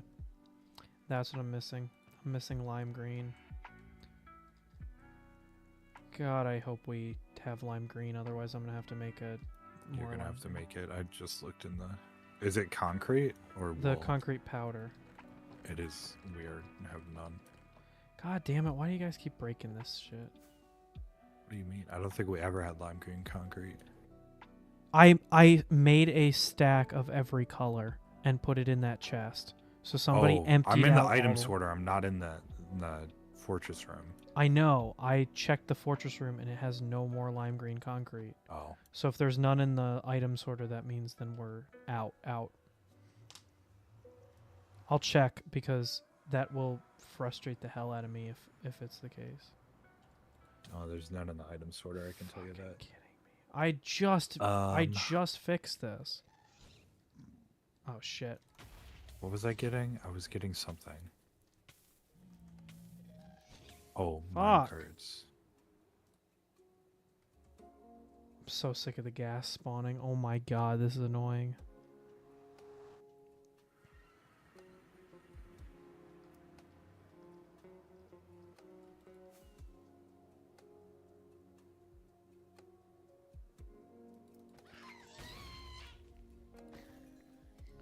Yeah, that's right.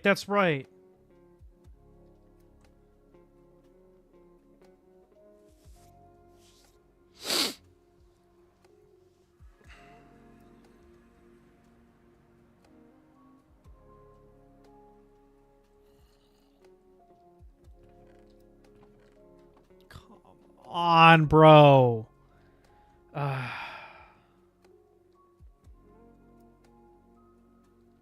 do we have dye?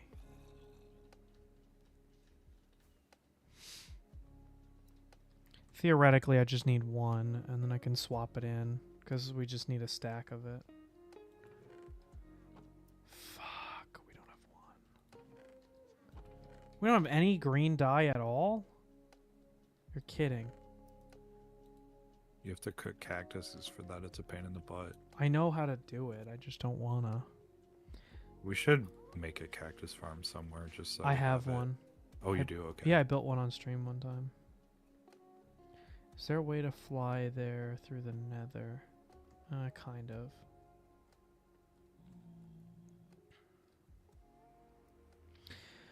Yeah, there's a lot of considerations you have to make with streaming. It's interesting, and I want this to be like, obviously I want to be successful, but I want to do stuff that I enjoy more than I want to grow.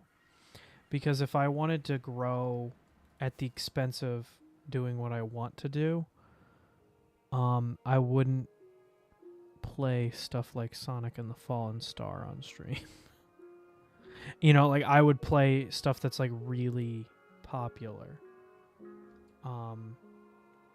But that I think will forever gimp how much reach I have. Also, the fact that I am limited by what I can physically do time-wise, I think that will gimp how much I can grow. But we'll see. We'll see. I was really hoping that that collaboration I had pined for was going to pan out, because that would have been an actual like saving grace, but that did not happen. We don't talk about what could happen. We talk about what did happen. You're at school?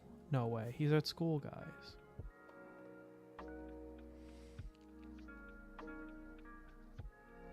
Yeah, we'll see if it keeps working, but the chunk loader is working right now. Where's the closest furnace? Item sorter. You got sand in the machine. I'm gonna turn the machine on. I'm running over with a I'm gonna run over with a lime green concrete. Oh, do you want me to turn it off then? Now it'll be a little bit till I'm over there, Okay. and then I'll swap. When it in. you want, you can just swap out some of it for, like, half of it for lime green. I don't need a ton of sand. I only need a stack of lime green, so Oh, I'm okay. okay. Okay. Because all I want to do is put it in that chest that I was talking about, so that I can. Then we have it for the future. So to craft it, it's gravel and sand, right? Yeah. You need 4 of each, and then the dye of your choice. And it makes, I think, 8 of them. Maybe. I don't remember. It's been a while. I feel like every stream I'm fixing this. I could also just bring over a stack of, what's it called? Stack of sand, so we're able to dupe it too. And gravel, but who gives a shit about gravel? Oh, I got sand duping right now. Yeah, no, what I mean is then you don't have to like hunt it down to find it. Oh, to put in the chest, yeah. Eventually I'll dig some of that out and like make a proper like storage area for it, and have like reserve backups just in case somebody takes everything out of the chest that only you and me know about. I'm literally only we can take it out. I'm and literally use it. only missing the lime green. There is a stack of every other color in the chest. So gosh, I love being inefficient. I love being inefficient.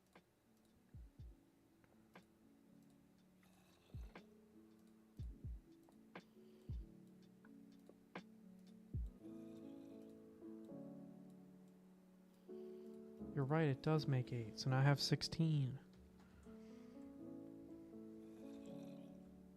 Hey Tim, how's school going for you? Actually, the class that I'm going to is a workshop on how to be a teacher.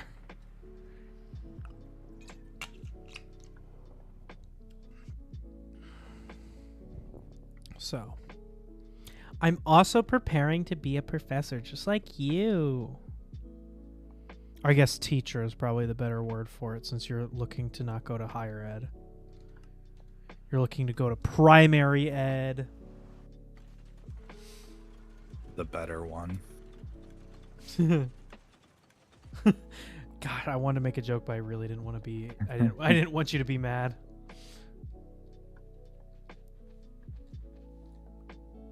Did you turn off the... Yep, I just did. Okay. And Got really confused for a second. you're like, what? What the? Chunk loader's on. I can come to the end, right? Yes. Is green coming through?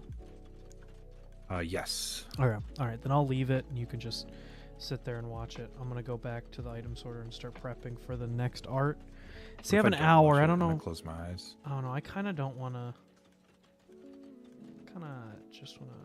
You know, I'll prep for the next art, and then that's what we'll do next time. I have class in an hour. Are you? Oh, that's right. You're a commuter. You don't live on campus, so that's why you're at. Everybody's a commuter. You and Cynthia. I guess I'm a commuter now too, but I'm a grad student, so it's different. Commuting is the superior way to do it if you can. Oh no, I completely disagree. I think commuting is a scam.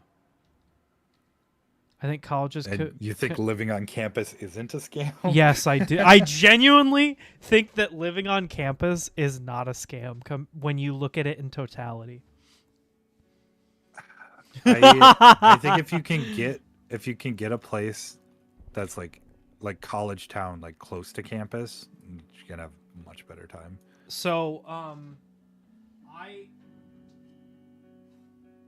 Anywhere that you can I like, think spend that a majority of time on campus.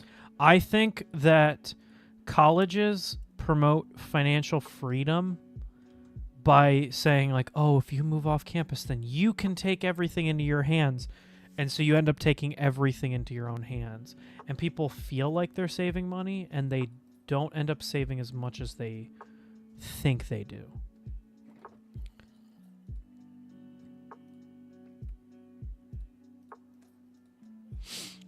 I don't think that it's as freeing as it's advertised. Oh, I just realized what's going on. What's going on? Whoever used the big smelter thing that I made put the wrong items in the wrong chest, and now there's sand where it shouldn't be. Oh, I gonna don't blame even know Tim. what It you're was talking probably about. Tim. So it was, yeah, Tim. By the way, since you're here, you're 40 minutes behind. Oh, oh, that's funny. Yeah, no, Tim. Kirby's just been making fun of your disability the whole stream, so you're not missing much.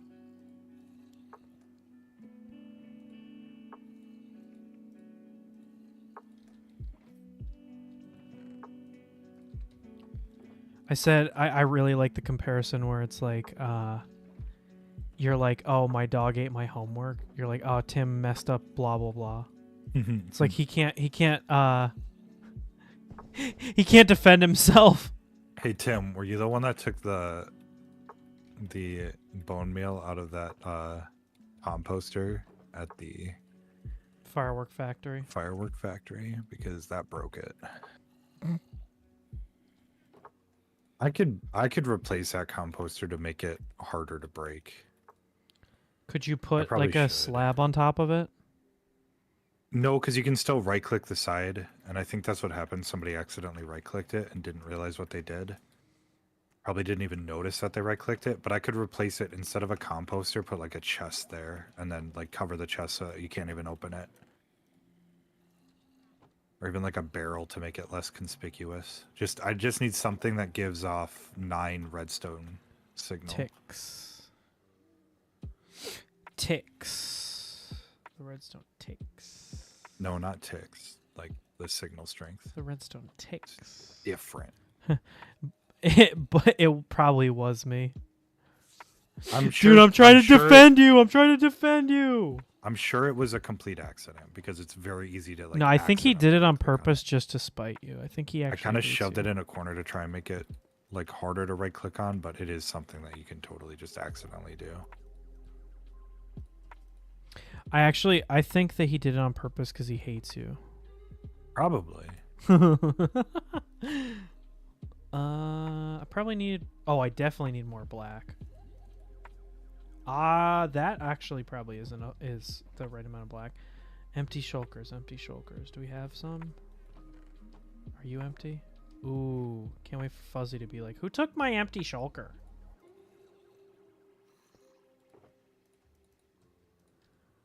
I think I'm gonna draw after stream. I want to draw today. Ooh, that reminds me of a video I wanted to make. I watched a video today. A guy was talking about Eddie Burback. He was talking about AI.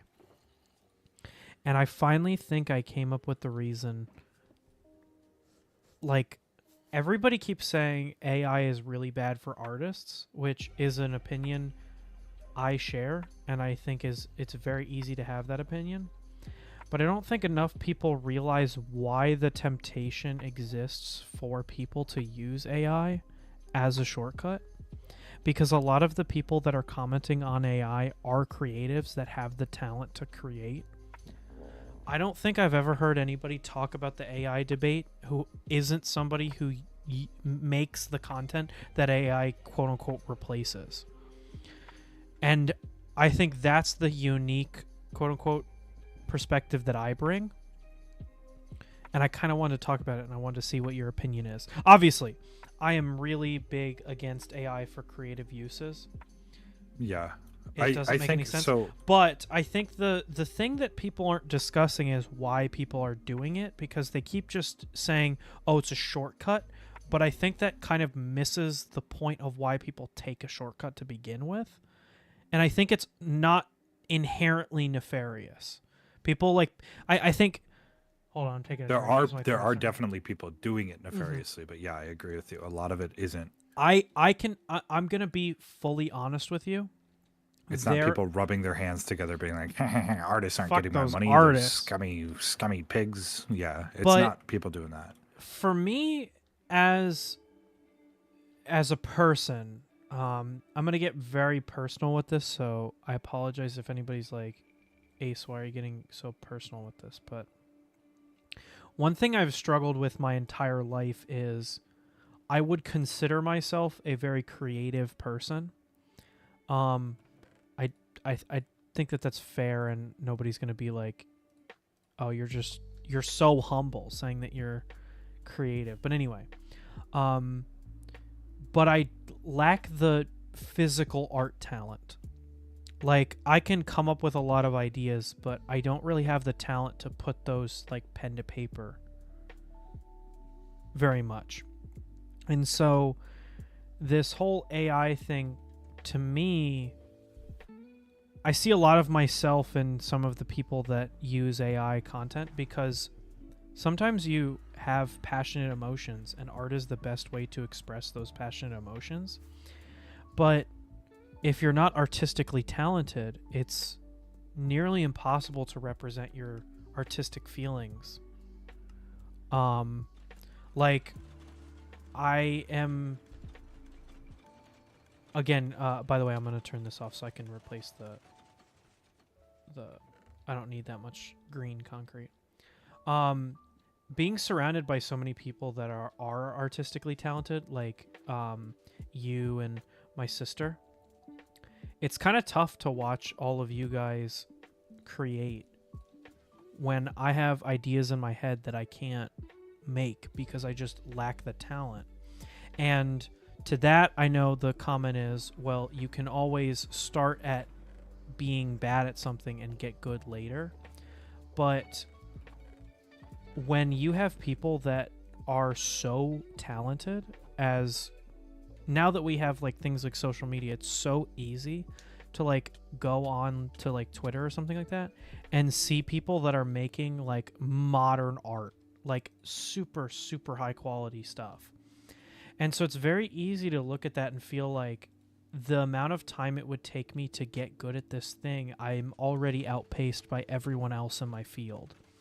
Does that make kind of sense, Kirby? I get where you're coming from, totally. I feel the same way with coding, and coding's not something I would use AI for. I feel like, why would I... Oh, sorry. When I picked up drawing again, because I hadn't drawn for a while, it was partially because I've wanted to start drawing again, right? And I know I've always been kind of... I hate stroking my own ego, but naturally a little bit good at drawing, right? I think that it's not fair for us to be like, it's not okay. Like, you can say I feel like I have a talent in art, and I am okay with that. And I would hope that my chat would agree with me. but because so we all have one of gifts. Those things where I felt the same way about it as you. Maybe not to the same extent, because I am a little bit naturally gifted at it, I guess. Um, but it was very much like, oh, I'm seeing all this really cool art and I'm never going to be that good. But then I joined kind of like a smaller, I mean, it's a streaming community, but a lot of them are artists. And some of them are fucking so talented, but a lot of them, maybe not a lot, but some of them are like, they're just drawn for fun. And like, I mean, you saw the, I hate bringing this up, but you saw the Mpreg art. Right? Yeah, I did. That comic strip. Yeah.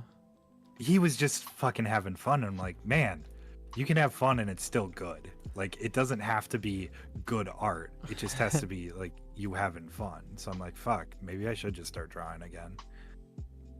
But no, I totally get where you're coming from, where it's like I have all these ideas in my head and I don't necessarily know how to express all of them. I think I've talked about it several times on stream, and I don't want it to become a Ace's bitching hour where I just completely, like, every time I get on stream, all I do is bitch about how, you know, like, I'm not good enough or blah blah blah. But like, I don't have a history in video editing. I don't have a history in art. So I will always be kneecapped compared to a lot of people that I see as wanting to replicate and be among.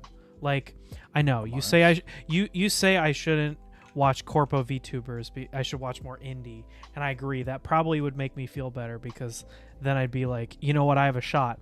But to that, there's a lot more scuff and shit, but it's still. I fun think to the watch. problem is a lot of people expect more out of the indie VTubing scene now, because indie VTubing has the flexibility that corporate VTubing doesn't.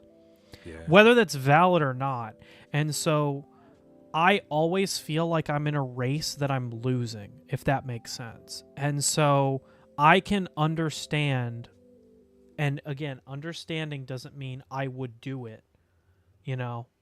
Like, I can understand why people would what's something bad that won't get me in trouble? I can understand why people would smoke. I'm never going to smoke in my entire life, but I get why people smoke, and I also get why people like have trouble with it, you know, because I have a frame of reference. That doesn't mean I'm going to go out there and smoke, because, well, first off, I'm allergic, but second off, like, I know the risks. I'm not going to do it. Anyway, comparing smoking to streaming is I realize, I don't know if I've debated or done any of that very much on stream, but I am a person who I like to make wild comparisons. So if you're new here, welcome to the Ace Show. I compare smoking to streaming to make my point. Anyway, I understand why. I think we too often say it's a shortcut to make it so that we use the word shortcut in the same sense that we say not earned. But I don't think that that's necessarily true. Some people see, like, there are Control C and Control V are technically shortcuts, but you would never say that you're cheating your way to victory by using those commands when copy and pasting words. So I think that's why a lot of people make what they call AI art, and they use AI generation for creative means. And why, when you look at the people that make these AI contents,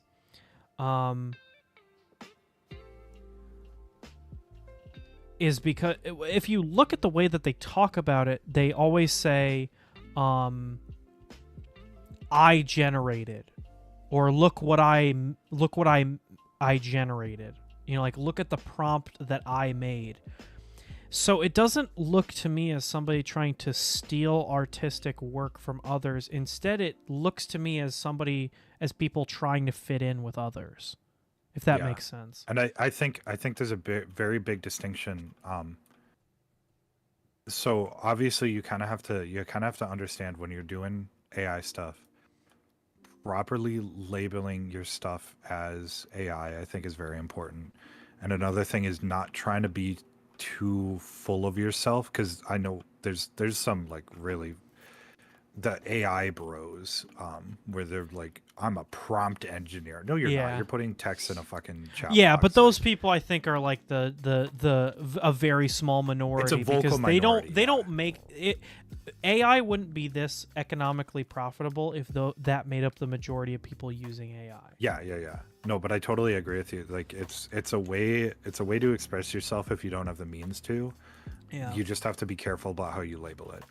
Yeah. Which, I think and if the you reason, are, and I think a lot of people are, then it's fine. And I think most sane people, including artists, would agree with that as well. It's just that vocal minority on the extreme that's really annoying to deal with, where they're like, my AI art is art because I'm a prompt engineer. Those are the people that most people just absolutely cannot stand. And I'm not defending AI as it stands. I don't think there's an ethical way to make AI content because AI content is inherently contradictive because you're making art by stealing art from others. Yeah. Because whether or not it AI models have to be trained and that data needs to be collected. So whether or not it is, what was I came here for and I totally forgot what I came here for.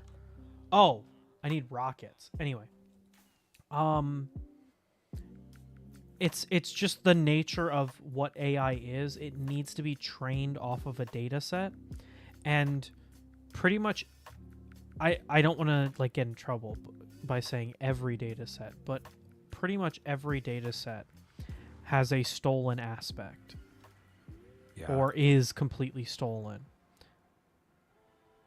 I think that's also part of the reason we're going to see a problem with AI in the very near future, and we're already seeing that problem with text-based generative AI. Yeah, is that because they're learning off of the internet. Now a lot of the internet is starting to it's be just made getting up worse of AI. and worse and worse. So you're starting to get this kind of like feedback loop where it's just creating slop. Yeah. Like, not the good kind of slop. The biggest problem for me with the AI revolution, and it's not a hot take, so I saved it kind of for last in this AI talk here, is that its main goal is convenience. Like the idea is that you will have the AI do stuff that might be a menial task for a human. However, all of the aspects that it's quote unquote trying to replace are fields with people that have like jobs and lives, and it's coming at the cost of their livelihood, but not offering a solution for how to transition them away. You know, how do I say? I don't know how to say this and not bring up examples from my own like experience, because my own experience is climate change, and I know that gets like controversial. So I guess I could just like say it. But one of the big criticisms of moving to green energy is that people work in non-green energy, and where would their jobs go? And for instance, like Scotland is offering dual certification courses. So people that have non-green jobs, they have a like subsidized / cheap / easier way to certification in a green technology field to make up for the job that they would be losing by moving towards a green future. AI revolution doesn't have that though. Like, at least not yet. Hopefully eventually it can have something, but yeah, no, but I get you. And Eddie brought this up in his video, and so I don't want to poach the point and claim it as my own, but he brought up a good point. Like the things that AI is replacing, for instance, like AI, like cars. There's a bunch of cars in populated cities like San Francisco and San Diego that are now completely unmanned. They're like self-driving and driven by AI. I don't know if you've heard about that. They're like the taxis, Waymo the robo or taxis, something like that. Waymo, I think is the name. Yeah, of it. there's a couple of companies that are doing that. Yeah, but the problem is the idea would be that AI models need to be run by somebody in tech. But are you telling me that taxi drivers are suddenly going to become tech gurus and like run? Yeah, it's hard to transition them into something in the same field. Just because a the lot of field's the getting stuff decimated. that AI is replacing is, not to say this as like a negative, but like lower skill jobs. Art is its own thing, but like you're talking about replacing the one big feature is like fast food was talking about using AI to replace the person that takes your order. But then a bunch of companies are already doing that. And then we talked about replacing taxi drivers. Those are jobs that don't require like maybe even a high school education, but don't require a college education. So like how are you going to transition those people into new jobs? And another good point is as AI quote unquote grows and can replace more tasks, what happens to those people that lose their job and can no longer buy things to stimulate the economy? Like to some level, if you want the economy to thrive, you need people to work jobs, even if they're jobs that are seen as lower skill. But then now we kind of dip a little bit into politics, so I'll pull back a little bit. But it is food for thought, you know.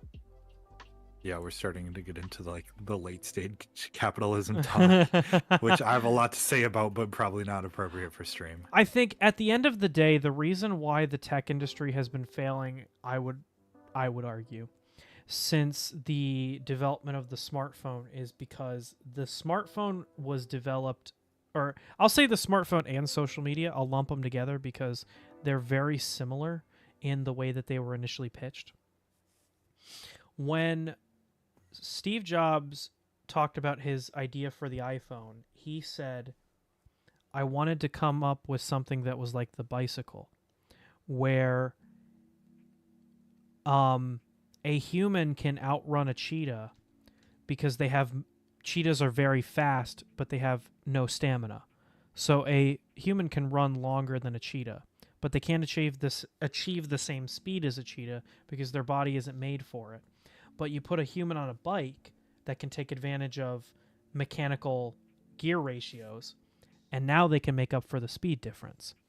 He was positioning the iPhone to be like a bike, where all it did was accentuate the features of the human experience, which, whether or not you believe tech is bad or good for people, it did achieve that. You know, like having a computer in our pocket has made it so that everything is so much quicker and more efficient. Now it's controversial, like people have internet addictions and they need to go and like get that fixed. But anyway, I don't think that same mission statement exists for modern day tech companies. Like you look at the advertising for AI and they don't really talk about like making your life better in a way, in the same way that like they did with phone technology.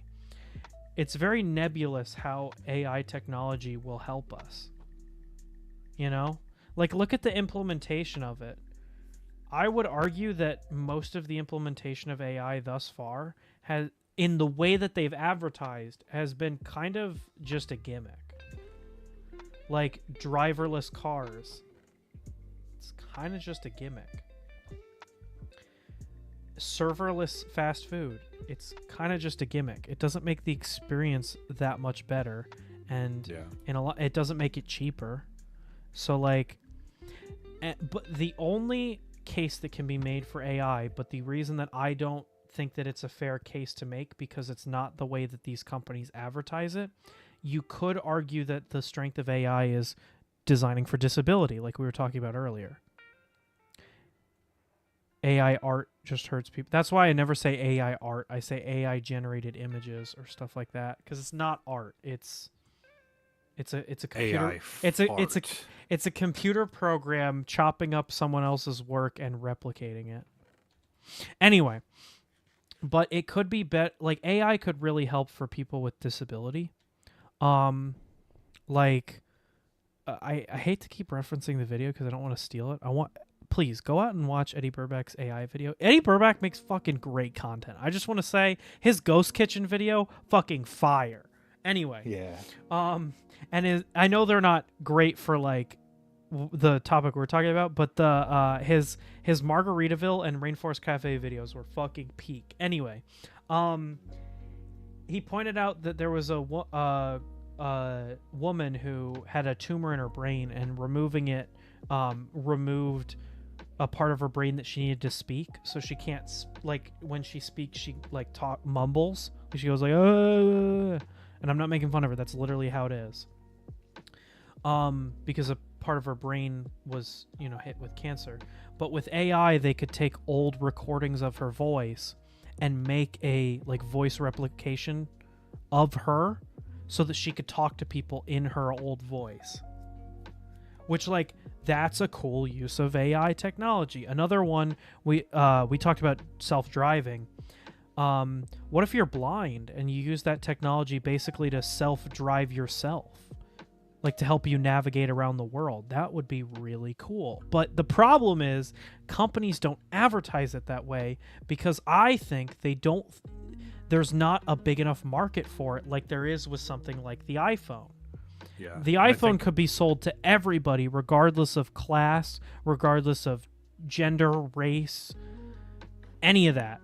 But marketing AI as a disability forward technology inherently makes it for a small minority of the population, and these companies are hurting and they need that money now, which is why we're seeing it advertised the way that we are, and which is why it's so negative in a lot of people's eyes, because they're replacing things that people don't necessarily want to be replaced, you know? Yeah. But then you get the tech bros who say, well, you're just hurting innovation and blah, blah, blah, which there's not really a great answer to that, because what is more important, innovation or success? Sometimes you look at an innovation and you go, there's not a market for it. And that's a valid answer to a question, you know? Sometimes you figure out maybe this isn't something that should be done. And I think to put a bookmark on this whole topic, the thing that frustrates me the most is that AI has the opportunity to be incredibly powerful as a technology useful for the average person, but it's not being used like that. Like imagine if AI art, quote unquote, could be used to help actual artists make art better, rather than giving it to people that aren't artists to become artists. You know? I've seen a lot of argument for how AI can help artists be better artists. I mean, in our end, we were talking about how AI helps write, or Snoib was talking about how AI helps him write code and stuff like that, and then he goes back and polishes it up. Yeah, I think if it's used as a tool, it's a really cool and useful tool. The problem is a lot of people use it as the final product. Yeah. Which sometimes can work, but honestly, you know, probably the best comparison, I think it comes down to some of our complaints with some of the newer 3D printers, where people are trying to use them as a tool for everything instead of understanding the craft of 3D printing. Yeah. Which I think that's what a lot of people have a problem with the 3D printing community in general is like, hey, I need this bracket to hold something, and somebody's like, okay, let me design it and 3D print it, and then like a proper maker would be like, let me grab this piece of wood and just drill into it. Like, what are you doing with the 3D printer? Yeah, it doesn't need it. It can be a useful tool alongside other tools, but it shouldn't be your end all be all for everything. Oh yeah, I was also, and I realize I'm dipping into kind of Redditor tech nerd when I make this comparison, but I was talking more so about some of the advancements in 3D printing have made it where now things are so easy people don't know what they're working with anymore. Yeah, that's a fair point. Yeah, but to that point, like if they made a printer that never had to I never had to level the bed again, I would never complain because I've never had a printer that bed levels perfectly. So 3D printing, there is one thing I wanted to talk about. I heard about it from one video, and I realize I already have I come into this with a very strong bias, so remember that. But I saw a video about how Bamboo Core XY printers are reaching end of life faster than anticipated, and Bamboo's response is, get over it and buy a new one. Yes, I saw. Have you heard about the bearings? The video, but I saw the tweet. I saw the initial tweet. Okay, I didn't good. see a video on it, but I did want to talk about it because I haven't talked about it on stream. However, I am considering purchasing a Bamboo printer. It makes even, me incredibly nervous. The original tweet wasn't even for the Core XY. It was for an A1. It was? The bearings went bad on an A1, and they're like, well, that bearing isn't serviceable, so get a new printer, LOL. Oh, yeah, shit, because for their older printers. That bearing, the same issue is cropping up on X1 carbons and P1Ps. Yep. I knew about that. Oh my but gosh, it's like maybe I don't want to get it one. Because that's the problem that makes me the most nervous about Bamboo is people say, oh, it just works. But the serviceability... Having it just work and not be serviceable, that's a deal breaker. It makes me really nervous. That makes me so upset in the car industry as well, because it's the same thing that's happening there, where cars are just becoming non-serviceable, and like you're spending so much money on this thing.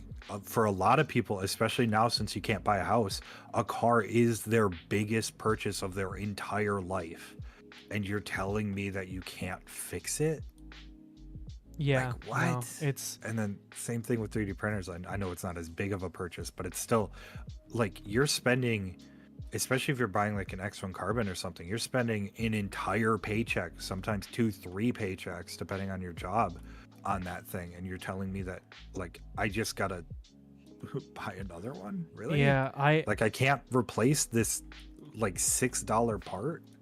It's because very you designed scary. it in a way to not be replaceable. Like, and their response continuously to errors with the way that their printers are made is get over it, and that's a really scary thing to hear from a company that you're buying a product from. I keep comparing them to Apple, and every time somebody says I'm wrong, they prove me right. They prove you right, yeah. Because people say the same thing about Apple that they say about Bamboo. Oh, well, they just work. You don't have to tinker with them. They're perfect for the consumer. And then blah, when blah, they blah. don't just work. But then when they don't just work, you're screwed. Like, I love my Apple AirPods, but I have to get a new pair every other year. And they're like $130 headphones. They're not cheap. But they just don't make a better alternative out there that I've found. Every Bluetooth headphone is really janky besides the AirPod. Speaking of which, today's sponsor, Raycon. No, I'm kidding. But it's just it's a little frustrating. Because a lot of the people that are like, oh, it just works, haven't gotten to the 6-7 month point yet. And that's what we're seeing with this bearing issue, is people that have had their printers for over 2 years. They said specifically on the X1 carbon and the P1P, there's a bearing that wears down because it is specifically built to wear down. Apparently it's a bearing from, like, they just used the bearing off the shelf. And it's a bearing that's used in, it's a sacrificial bearing. The balls in the bearing are meant to wear down over time so that you don't have bigger... Well, the idea is, you keep the rod or the surface that it's running on in good shape so that you just replace the bearing, but they designed it in a way where you can't replace the bearing, and exactly. That's the problem. And their official solution doesn't address the issue. Their official solution was to take isopropyl alcohol and move the bearing around to switch which ball in the bearing set is being nudged, but that doesn't solve the issue. And even if it works, which the solution is to add more grease to the bearing. but that's not what they advertised. But it's kind of like using sacrificial parts like that is nothing new, especially in 3D printers. You look at like our enders have those rubber V wheels for the motion system, and those are a consumable part. You do have to the replace palm those wheels. eventually. Yeah, the palm wheels. They do last quite a while. I still haven't replaced any of mine. No, Because I make sure all my tensions are perfect and everything. But 'Cause they I'm are better. a consumable part, but they're not designed in a way where you can't replace them. They are very easy to replace. yeah. No, that's my biggest issue with Bamboo and why I'm so hesitant to buy one despite the positive word of mouth that they get, is because I feel like, and I love It just seems like too many times they design stuff in a way that they just assume it's not going to fail, and then when it does, they're like, well, So fuck, here is I don't know. a way to circle it back kind of to what we were talking about a little bit earlier with like the AI talk. Here is one of the biggest issues that I've found where, because Bamboo has made it so easy to get into it, a lot of people, their first printers have been Bamboo printers, and so they don't know what it's like to have a printer like an Ender that you have to monkey around with. And so no, of course they're not going to notice this kind of stuff that we're talking about, where like, hey, your end of life is like not very high on these, because they've never had. They also recently had a thing where the printers, their original printers were actually going to reach end of life like next year, I think. Mm-hmm.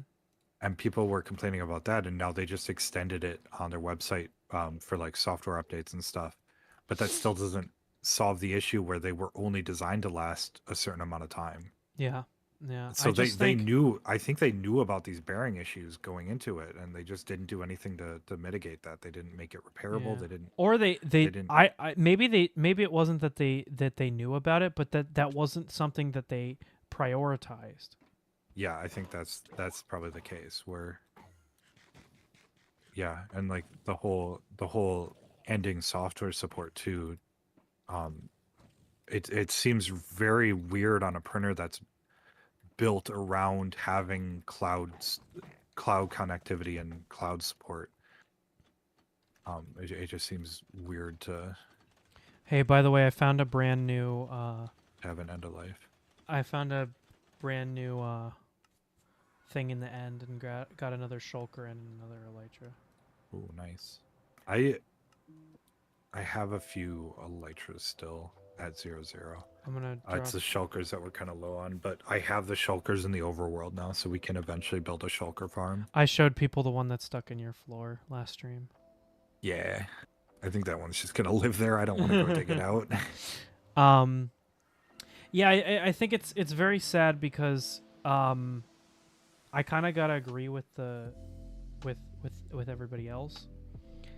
Bamboo makes a really great printer, but the question is, how long is that printer going to last? I mean, there are people that are okay with having a printer that they pay.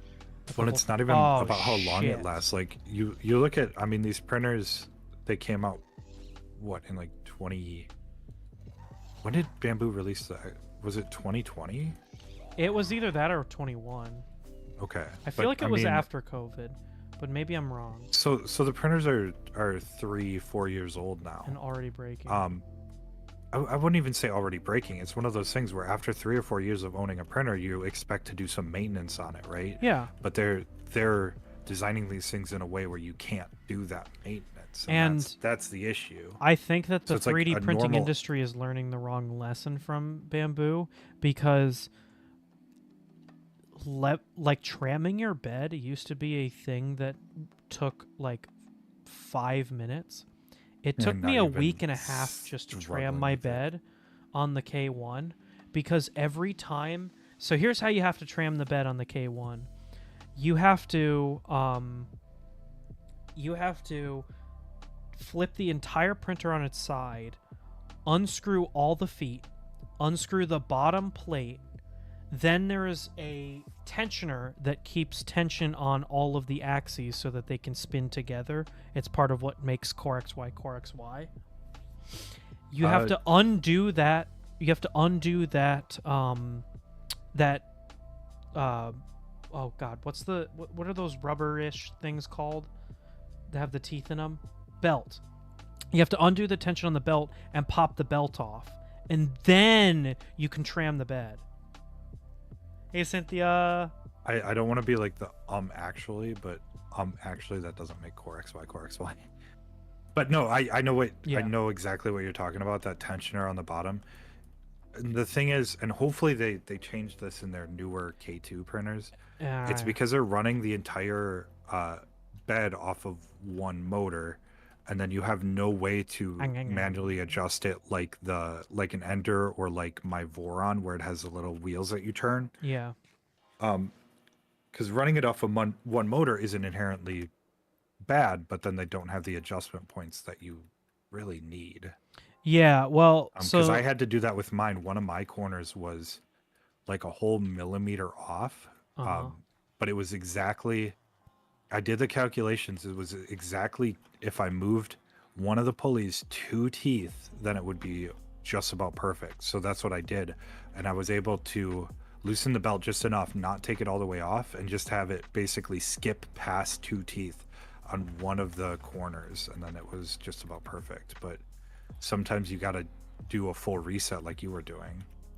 Yeah, it was frustrating. I was very disappointed with it, to the point where I DM'd Kirby and I was like, I think I'm gonna buy a new printer. And it's so really frustrated. Like all they had to do was put those little leveling wheels on. Or they don't even need to be like big giant. Put them on the wheels. inside, so you don't have to flip the whole damn printer over. That's to what do I mean. It. Put it on the bottom of the bed. Like, you know what? Old printers Here's have. what's really sad. The easiest method online that people have developed on Reddit, and when we can bitch about Reddit again, because that's my favorite thing to do. People take pliers, grip that like metal, like lock nut at the bottom. You know the one I'm talking about? They grip it with pliers and force it to skip teeth. I didn't have to do that. That if is you loosen so... the tensioner enough, you can just do it easily. But yeah, I know, but then you have to loosen the tensioner on the bottom, which means you have to flip it upside down or flip it on its side. You do still have to flip it upside down. And you have to take the feet off, and you have to take the panel off. And so people are like, I want to go through that effort, so they just force the teeth to skip, which is... Oh, they're doing it from the outside. I see what you mean. Yeah, that's not okay. That's the thing that pisses me off the most, is that it is so bad that almost breaking your printer is quote unquote the easiest method. Fucking insane. I wonder if it would be a firmware upgrade where you could do that thing where it moves all of the things independently. You would have to, so you would have to put 2 more motors for each corner, which would, because the way they have it designed is the Z motor kind of sits inside the cavity, like you know how it kind of points. Are you in down. the end? No. Where are you? Right now. Did we ever turn off the duper? No. I'm in the pit. I'm finna be in the pit. So you could totally add 2 more motors. You would need some sort of like USB you need or CAN bus. You would need like a CAN bus control board, so you have 2 more motor drivers. Well, this is what the K2 is apparently supposed to come with. Yeah, and then you would need to design some sort of new like not the bottom plate that you have to take off to get to everything, but the top plate where the Z motor actually mounts. You would have to design one that would accept 2 more motors. But yeah, you could totally do it, and I wonder if should I turn off the thing that keeps shitting out minecarts? Yeah. Did you turn off the actual duper? No. Turn that off first. The chunk loader. You have to turn off the duper first, otherwise it will break. I can turn off the chunk loader because I'm back. Okay. In the end.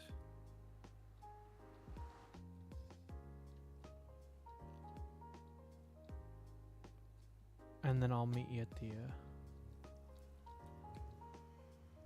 Yeah, it's spooky because you get. It just works until it doesn't, but then. the trade-off that you get is bamboo products are higher quality, but they have lower workability. So, oh, by the way, a gas shot me as soon as I jumped out of that portal. So, Oh, there's a portal down. uh, I think I have. Oop, that's not my ender chest. and I was talking to some others. It kind of sucks because there's not very many options when it comes to 3D printing. Good options, I should say. I kind of feel like they're my parents, when I was discussing with them which printer I should get, they were like, "You really only have like 3 options?" I'm like, "Unfortunately, I do." Because I wouldn't buy a Prusa because, well, one, they're super expensive, but I don't think that they've caught up with advancements in printing to make up for how expensive things are. Maybe that's I different. mean, I will not argue the expensive thing because yes, they are very expensive for what they are. But I would argue they're on par with like what Bamboo and Creality are doing. But they if still not they a still just little bit have above. bed slingers with direct drive all metal That's extruders. True. And Yeah, they don't really have an affordable Core XY, but I don't think that's really a Well, they don't even necessity. have a Core XY at all. Yeah, they do. What? The tool changer is a Core XY. The tool changer? Yeah. What's The tool Prusa changer? XL is a Core XY. Oh, the Prusa XL. That's what My I'm talking. bad. But that's nowhere near affordable. Yeah, no. Like you're talking a base price of $5,000. Yeah, no. The thing that sucks about the Prusa XL is that it has no market.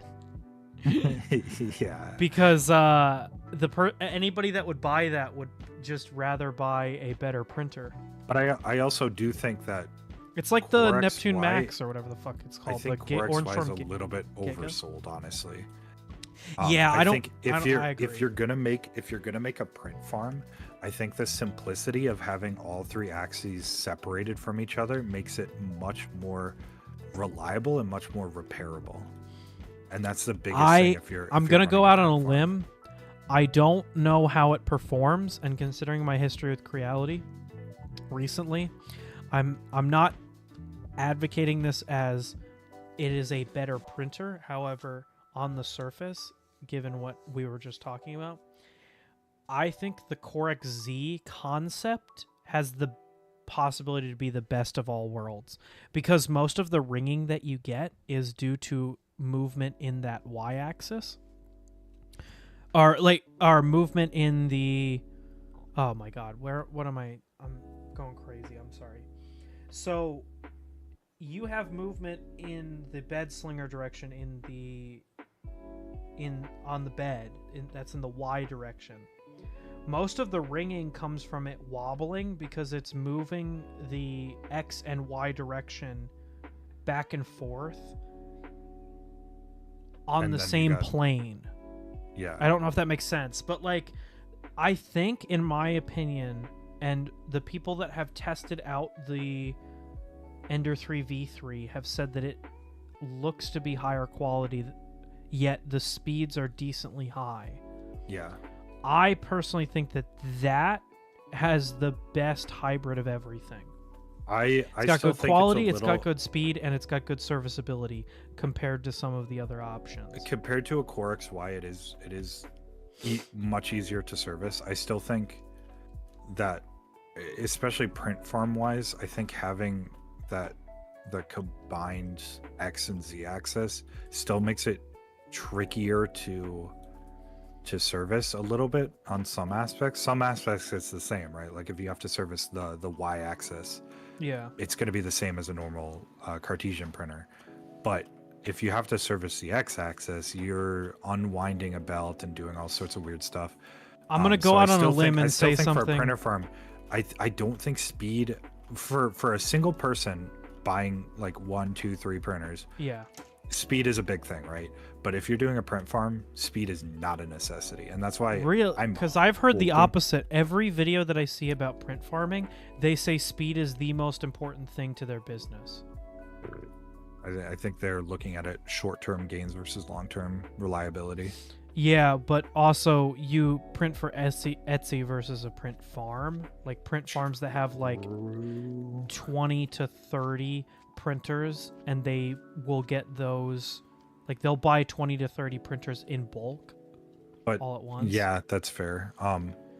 But then But I'm not again, saying you don't have like merit you to look what at you're someone saying. like Slant 3D who do a lot of social media stuff. They prefer Cartesian printers.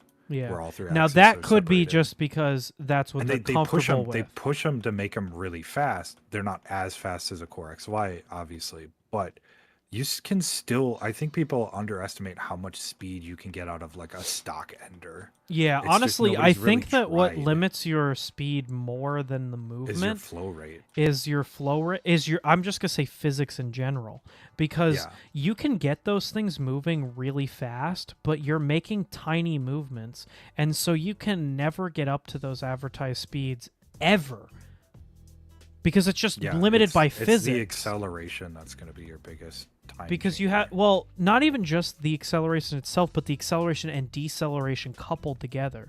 Because Yeah. you think about it, in order to get up to 6 millimeters per second, it has to accelerate, and then in order to stop, it has to decelerate. And those two, the acceleration and the deceleration, I think really lower how much time you actually save with a Core XY over a Cartesian printer.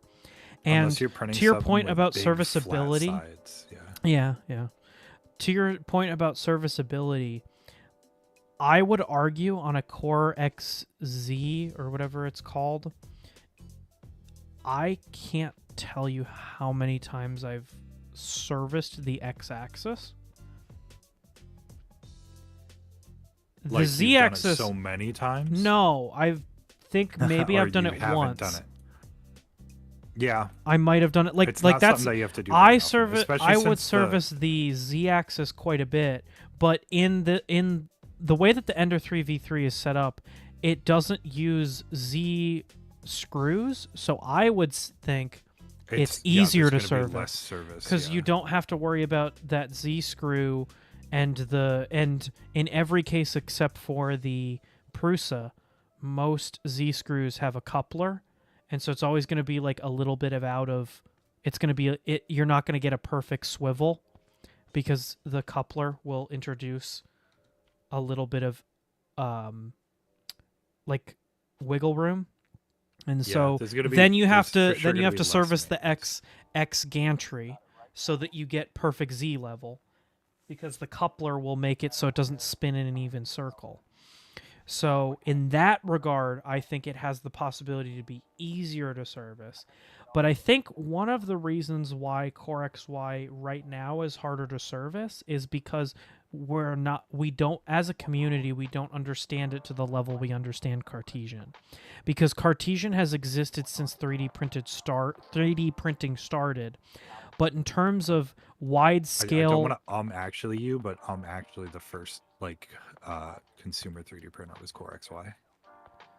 well, as you interrupted me to say actually, I was going to actually you first and say the first consumer 3D printer that was Core XY to hit the mainstream was recently with like Bamboo and Creality and some of the other companies. And that I think when when it breaches large scale consumer appeal, that is when you get development in how to work with it, how to tinker with it. Well, yeah, when people who aren't completely engrossed in the 3D printing sphere or the tech community start getting their hands on it, that's when actual progress is made on like serviceability and stuff. Hopefully. Yeah.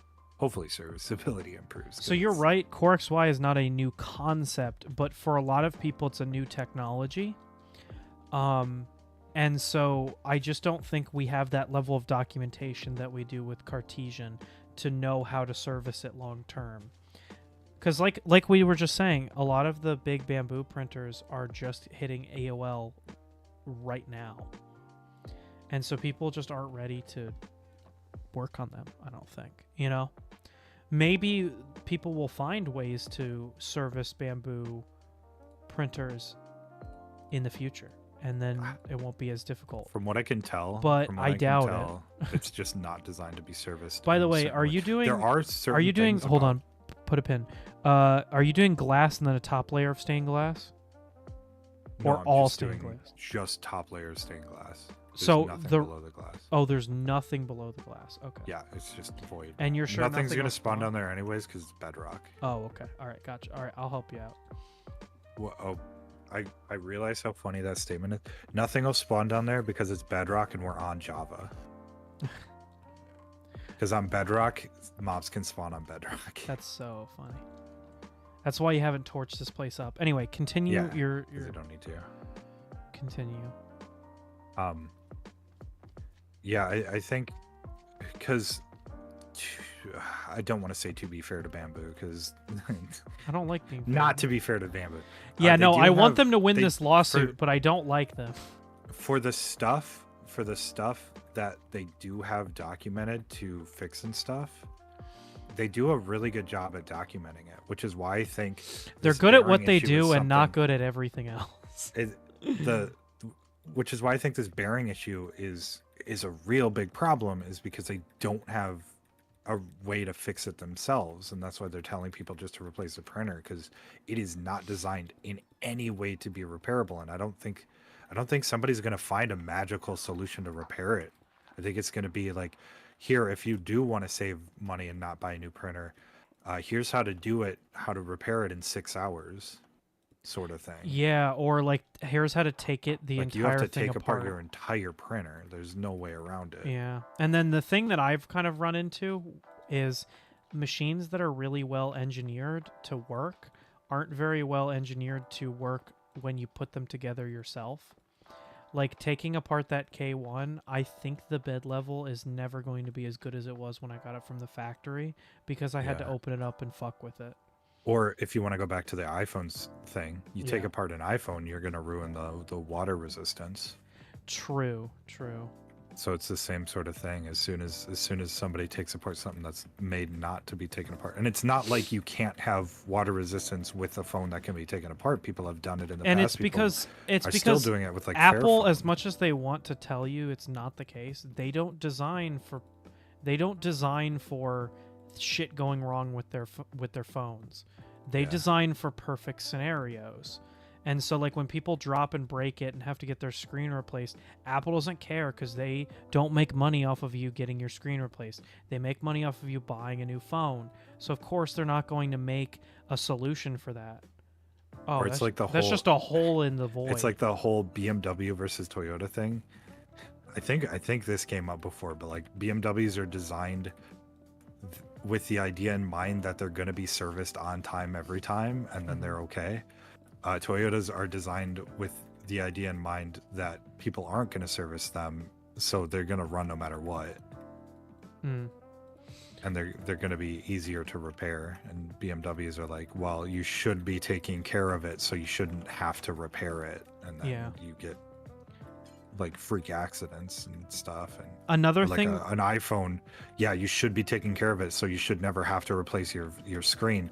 But there's going to be a time where you drop your phone or something happens, somebody bumps you or something, Yeah. somebody else is using your phone, and well, look at that, you have to replace your screen. it's the same thing with 3D printing. It's like what happens on the one day where you accidentally, like get a blob or like something doesn't print perfectly Yeah, it's on like, the bed. It's yeah, like, I know I shouldn't have been printing PETG at PLA temperatures. That's my bad. How do I fix it? or even Sort of thing. 3D printing is so unpredictable. Sometimes you can have stuff that's not your fault. Like you can have like, oh, it didn't adhere to the bed perfectly and so it ripped off. Like I've seen people who they've kind of fixed it now, but the hot end is so fragile that if you get those blobs of like printing that eke up on top of the hot end, it will total your hot end setup and you need to buy a completely new hot end, which we saw when we took a look at the with the Ender 3 KE.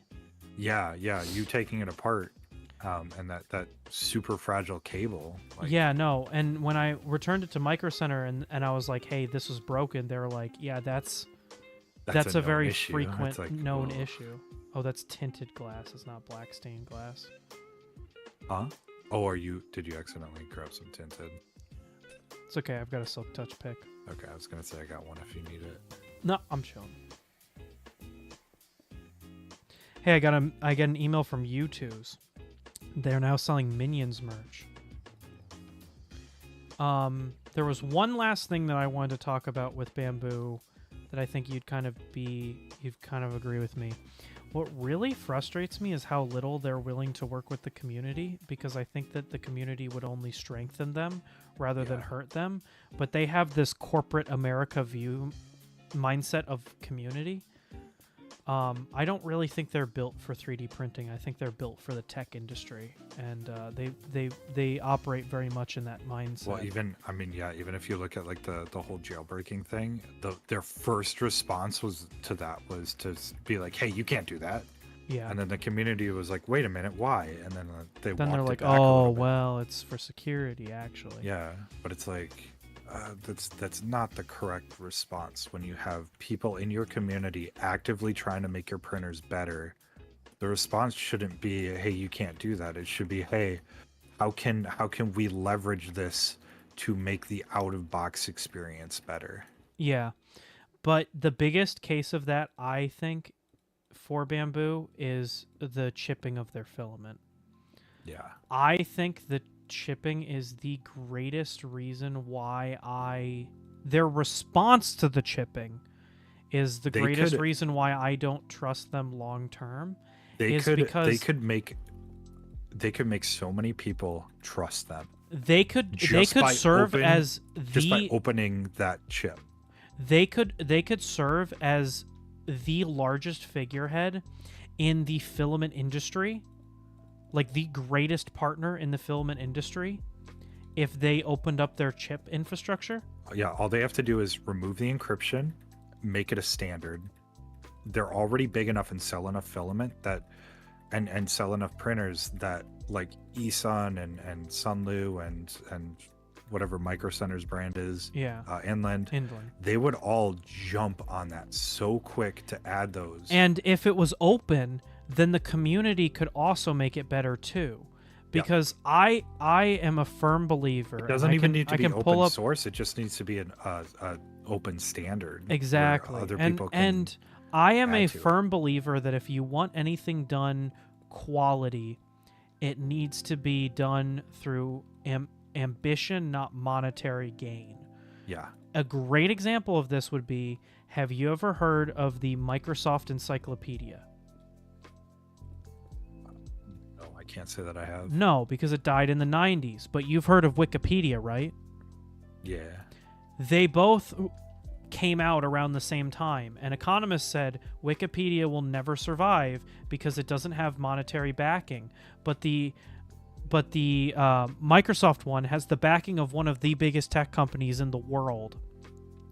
And so a bunch of people hedged their bets on Microsoft's encyclopedia like being the like gold standard for knowledge going forward. And it died out because nobody used it, because it wasn't well maintained, because the people that maintain Wikipedia do it out of passion. And passion isn't something that you can ever make up for monetarily. Yeah. And in 3D printing, I think that's the reason why we have consumer 3D printing in the way that we do, is because of passion. Like, look at Creality. Creality became the benchmark for 3D printing largely because the Ender was open source, or became open source after they were pushed to make it open source. Hell, one of their printers, the Belt, I forget what it's called, the CR50 or the Belt printer, I think it's CR30. The CR30? Yeah, I know what you mean, the Belt printer. Was started by a fan who was like, I want this to be a thing, and I work with Creality. It was Naomi Wu. She was the one that pushed for it. It wasn't she's Creality. Also the one that pushed for the open source. Yeah, that's true. She's amazing. I wish more people would support her, but right now she's... I wish the Chinese government wouldn't silence. Yeah. We don't have to get too far into anyway, that. Anyway, that's what I think Bamboo is missing and why they are lacking in the development part. If they just owned up to mistakes, I think that people would be much more willing to work with them rather than against them. I mean, like, look at how much shit people sling at Creality, but people still buy their machines because they are tinkerable, and Creality doesn't shy away from being like, yeah, no, that was a mistake. You know, Yeah, like or we'll move or on from. adding community features to printers, because like you look at the new Enders, and like a majority of the features on them are stuff that people would upgrade the Ender 3 with, Exactly. like automatic bed leveling. And I mean, look at the K1. They've rolled out a direct bunch of drive. software updates to add what people have wanted because people keep rooting their devices. Like they added hot end PID in the settings. They added flow compensation in the settings. They added nozzle offset manipulation in the settings. They also added to the settings to root it directly Yeah. instead of going some back end route. They're just like, oh, people want to be doing this. Okay, here's Now, a setting. We'll and just put a so little disclaimer saying, I'll admit, hey, I think Creality fucks up way more than Bamboo fucks up, but I think But they own the response to mistakes is more important than the mistake itself, in my Mm-hmm. opinion. In every case that I've ever seen in my entire life, I think it is more important to see how a company or a person responds to a mistake rather than whether or not they make the mistake. Because we are all human and we will all make mistakes every day. it's how you learn and grow from it. That's going to define you. But as a person. it's the way that you respond to those mistakes that define whether or not it is a mistake or a pattern of behavior. And rather than learn from their mistakes and grow, they continue to wallow in this idea that the community is holding them back from greatness. And I think that it hurts them. And I think that the tide is starting to shift because now with this bearing problem, you can't tell people, yeah, it just works anymore. So if Bamboo loses, because they're losing their AMS, once Creality comes out with their CFS, regardless of quality, that will be 3 major 3D printing companies that have an alternative to their AMS system. Multiple companies have come out with their version of the Core XY system. But So Core XY is not a I thought you new were gonna say exclusive. multiple companies that are coming out with color, but like nobody's talking about the Anchor Make. Let's be No, fair. but well, that's fair. But like Anchor Make, Prusa, Creality all have their multicolor systems out there. Mhm. But the reason that people buy Bamboo is because they were the only people that offered it for a while. And I think that's the thing that they're losing, is because they no longer have unique features outside of very niche things like the tagging on the filament. Once Creality comes out with their CFS, another major competitor will have their own version of a multicolor system. And so that's another... It's kind of how I feel with Tesla, where they were the gold standard for electric vehicles, and then they rest on their laurels and refuse to respond to criticism in a healthy way. And so now they're getting outpaced by the other companies, and even their charging standard, which is the best in the industry, is being adapted by other companies. And so now they have nothing that differentiates them from other companies that do stuff better than them. Like, now that it's come out that obviously the serviceability has always been bad, but now that it's coming out that they don't just work and they're just perfect, that they have issues that could be a end of life indicator. Now there's Especially when they try to innovate, like the Cybertruck has a bunch of new stuff, but it's also got a bunch of shit that's breaking already. Yeah, like no, the it's- drive-by-wire. But going back to Bamboo, now that they're not unique for their Core XY and they're not unique for their multicolor system, what reason is there to get a printer? Well, because they're really reliable and their customer service is really good, but they keep chipping away at that. And eventually, especially in the 3D printing industry, because a lot of them are tech nerds that don't have the patience to mess around with this kind of stuff, they're going to lose that core user base very quickly, I think, and they're gonna lose favor with the people that pay their bills. That is my prediction. Maybe it's a little harsh. I realize I'm very harsh towards Bamboo, but I think that they do a lot of stuff that's antithetical to them being a 3D printing mega company. Anyway, that was my long and short about Bamboo, as somebody who is considering buying one. I don't know, though. Now that you said that bearing issue is also present on the A1, now I'm like, do I even buy any of them? Yeah, that came out, or that stuff came out like after we were talking about it. Yeah, I saw that video literally last night, but I thought it was only for the P1P and the P1S or the K1C. Whatever. What the fuck is the name of it? I could go dig up the tweet, but it No, might have been the A1 Mini, but that's still like they're the the A1 same uses printer, the basically, same right? parts. Yeah. Yeah. I think it's just a bit different bed size. Yeah, no, so that yeah, spooks it's me. bigger bed size, bigger x-axis, but they're using the same types of bearings and stuff. They're different size, but they're the same type. Yeah. Well, It's just a slightly newer printer, so it might not happen as quickly. yeah, and all the stuff with the bed where they were like, "Get over it. You guys are the ones that made the mistake." That really bothered me. And then this response to the bearing issue, where I wish I still had the video, but I just scrolled past it.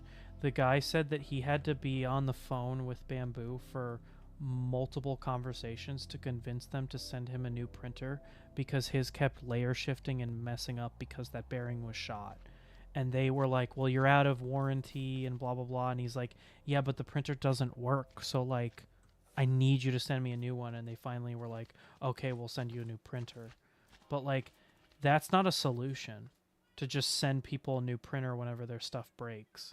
Yeah, it's not. So, I mean, talking sustainability, it's not sustainable. yeah, for I anybody. understand. Again, my bias is showing, but I don't think Bamboo really cares about Bamboo and Bamboo customers really care about waste production, considering how much considering how much waste You're the only person that cares. Oh, I'm kidding. no, considering how much waste the MMU or the AMS produces, or multicolor in general produces. Most of the people that have a AMS do not care about waste, from what I've seen. The one guy that I saw, he runs an entire print shop, and they use a shitload of X1 carbons or P1Ps. I don't know the difference between them. And people commented, "What do you do with the poop?" And he's like, "I'm trying to find somebody to sell it to." Like, it's a waste. You cannot pitch it as something to sell to somebody. That is such a backwards way especially to since think about it. the poop is extra bad because it's like a purge tower, which they also do. They also have a purge tower. Yeah. A purge tower, you could theoretically, because it's a solid piece of, or more or less solid piece of plastic, it's a lot easier to grind up and recycle. Or Well, like pull actually, into new the filament. poop isn't that difficult from. And hey, guys, when you come to 3D Printopia, you can come and check this out at the Recreator booth. But Josh has been working very heavily because he has an AMS. He's been working very heavily in testing AMS poop to see how easy it is to turn into new filament, and he's had some pretty good success with it. Because I know some people were saying, but I think it's all people who haven't actually tried doing it. We're saying that because it's kind of aerated, it's harder to pull into new filament. But that, well, so here, the thing that I think that they miss about that is that's the case with all recycled aggregate. All recycled material will have the issue of being more aerated than virgin because the particle size isn't uniform, and so it will introduce air voids.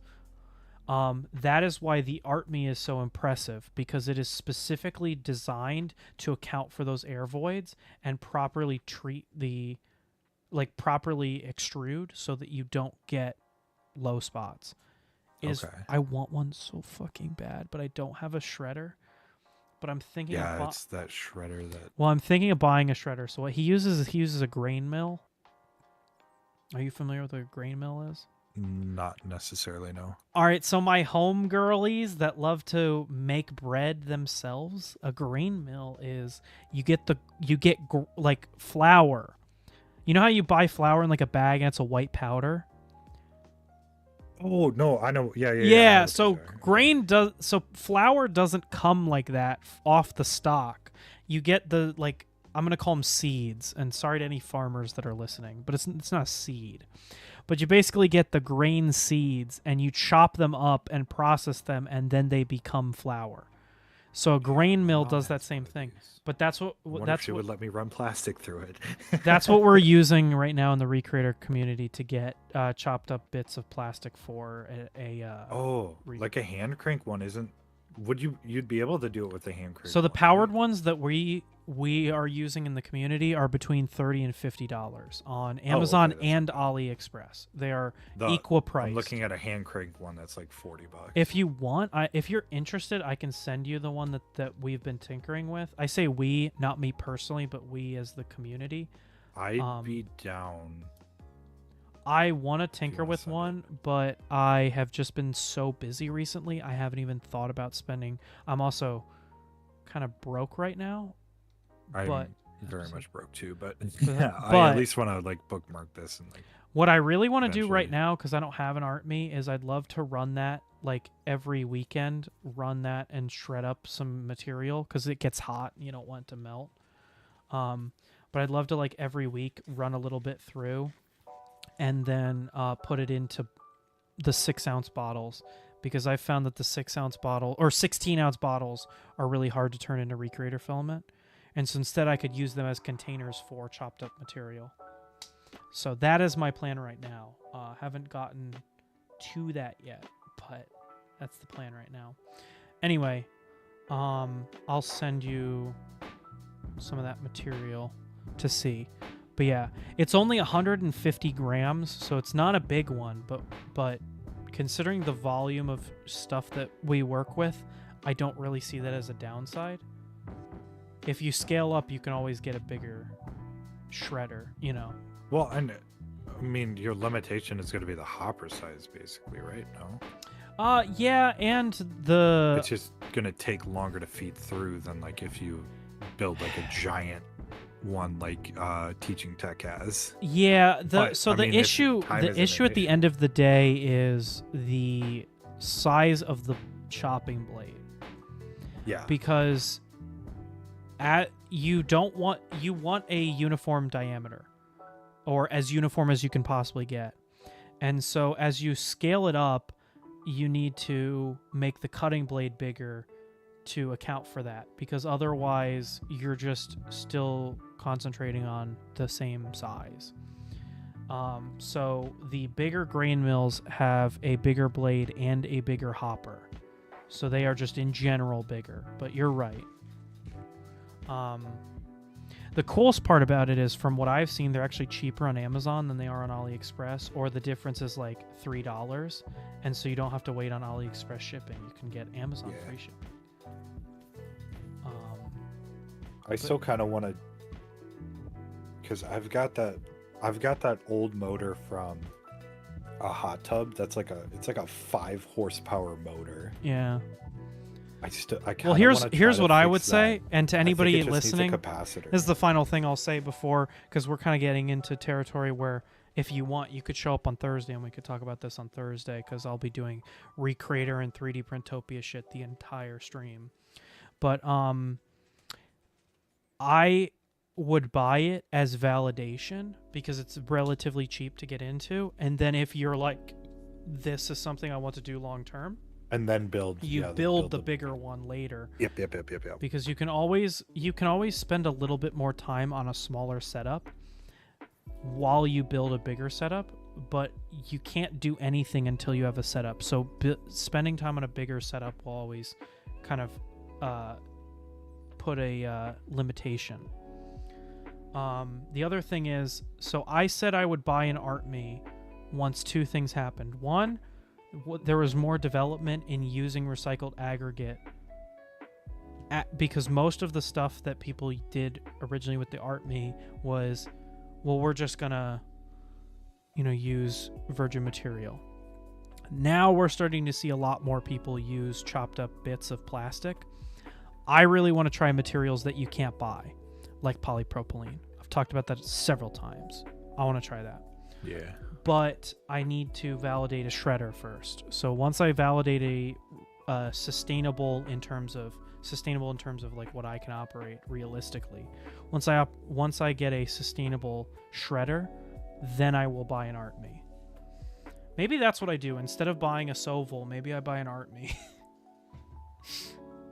I mean, because you still have printers that work. True.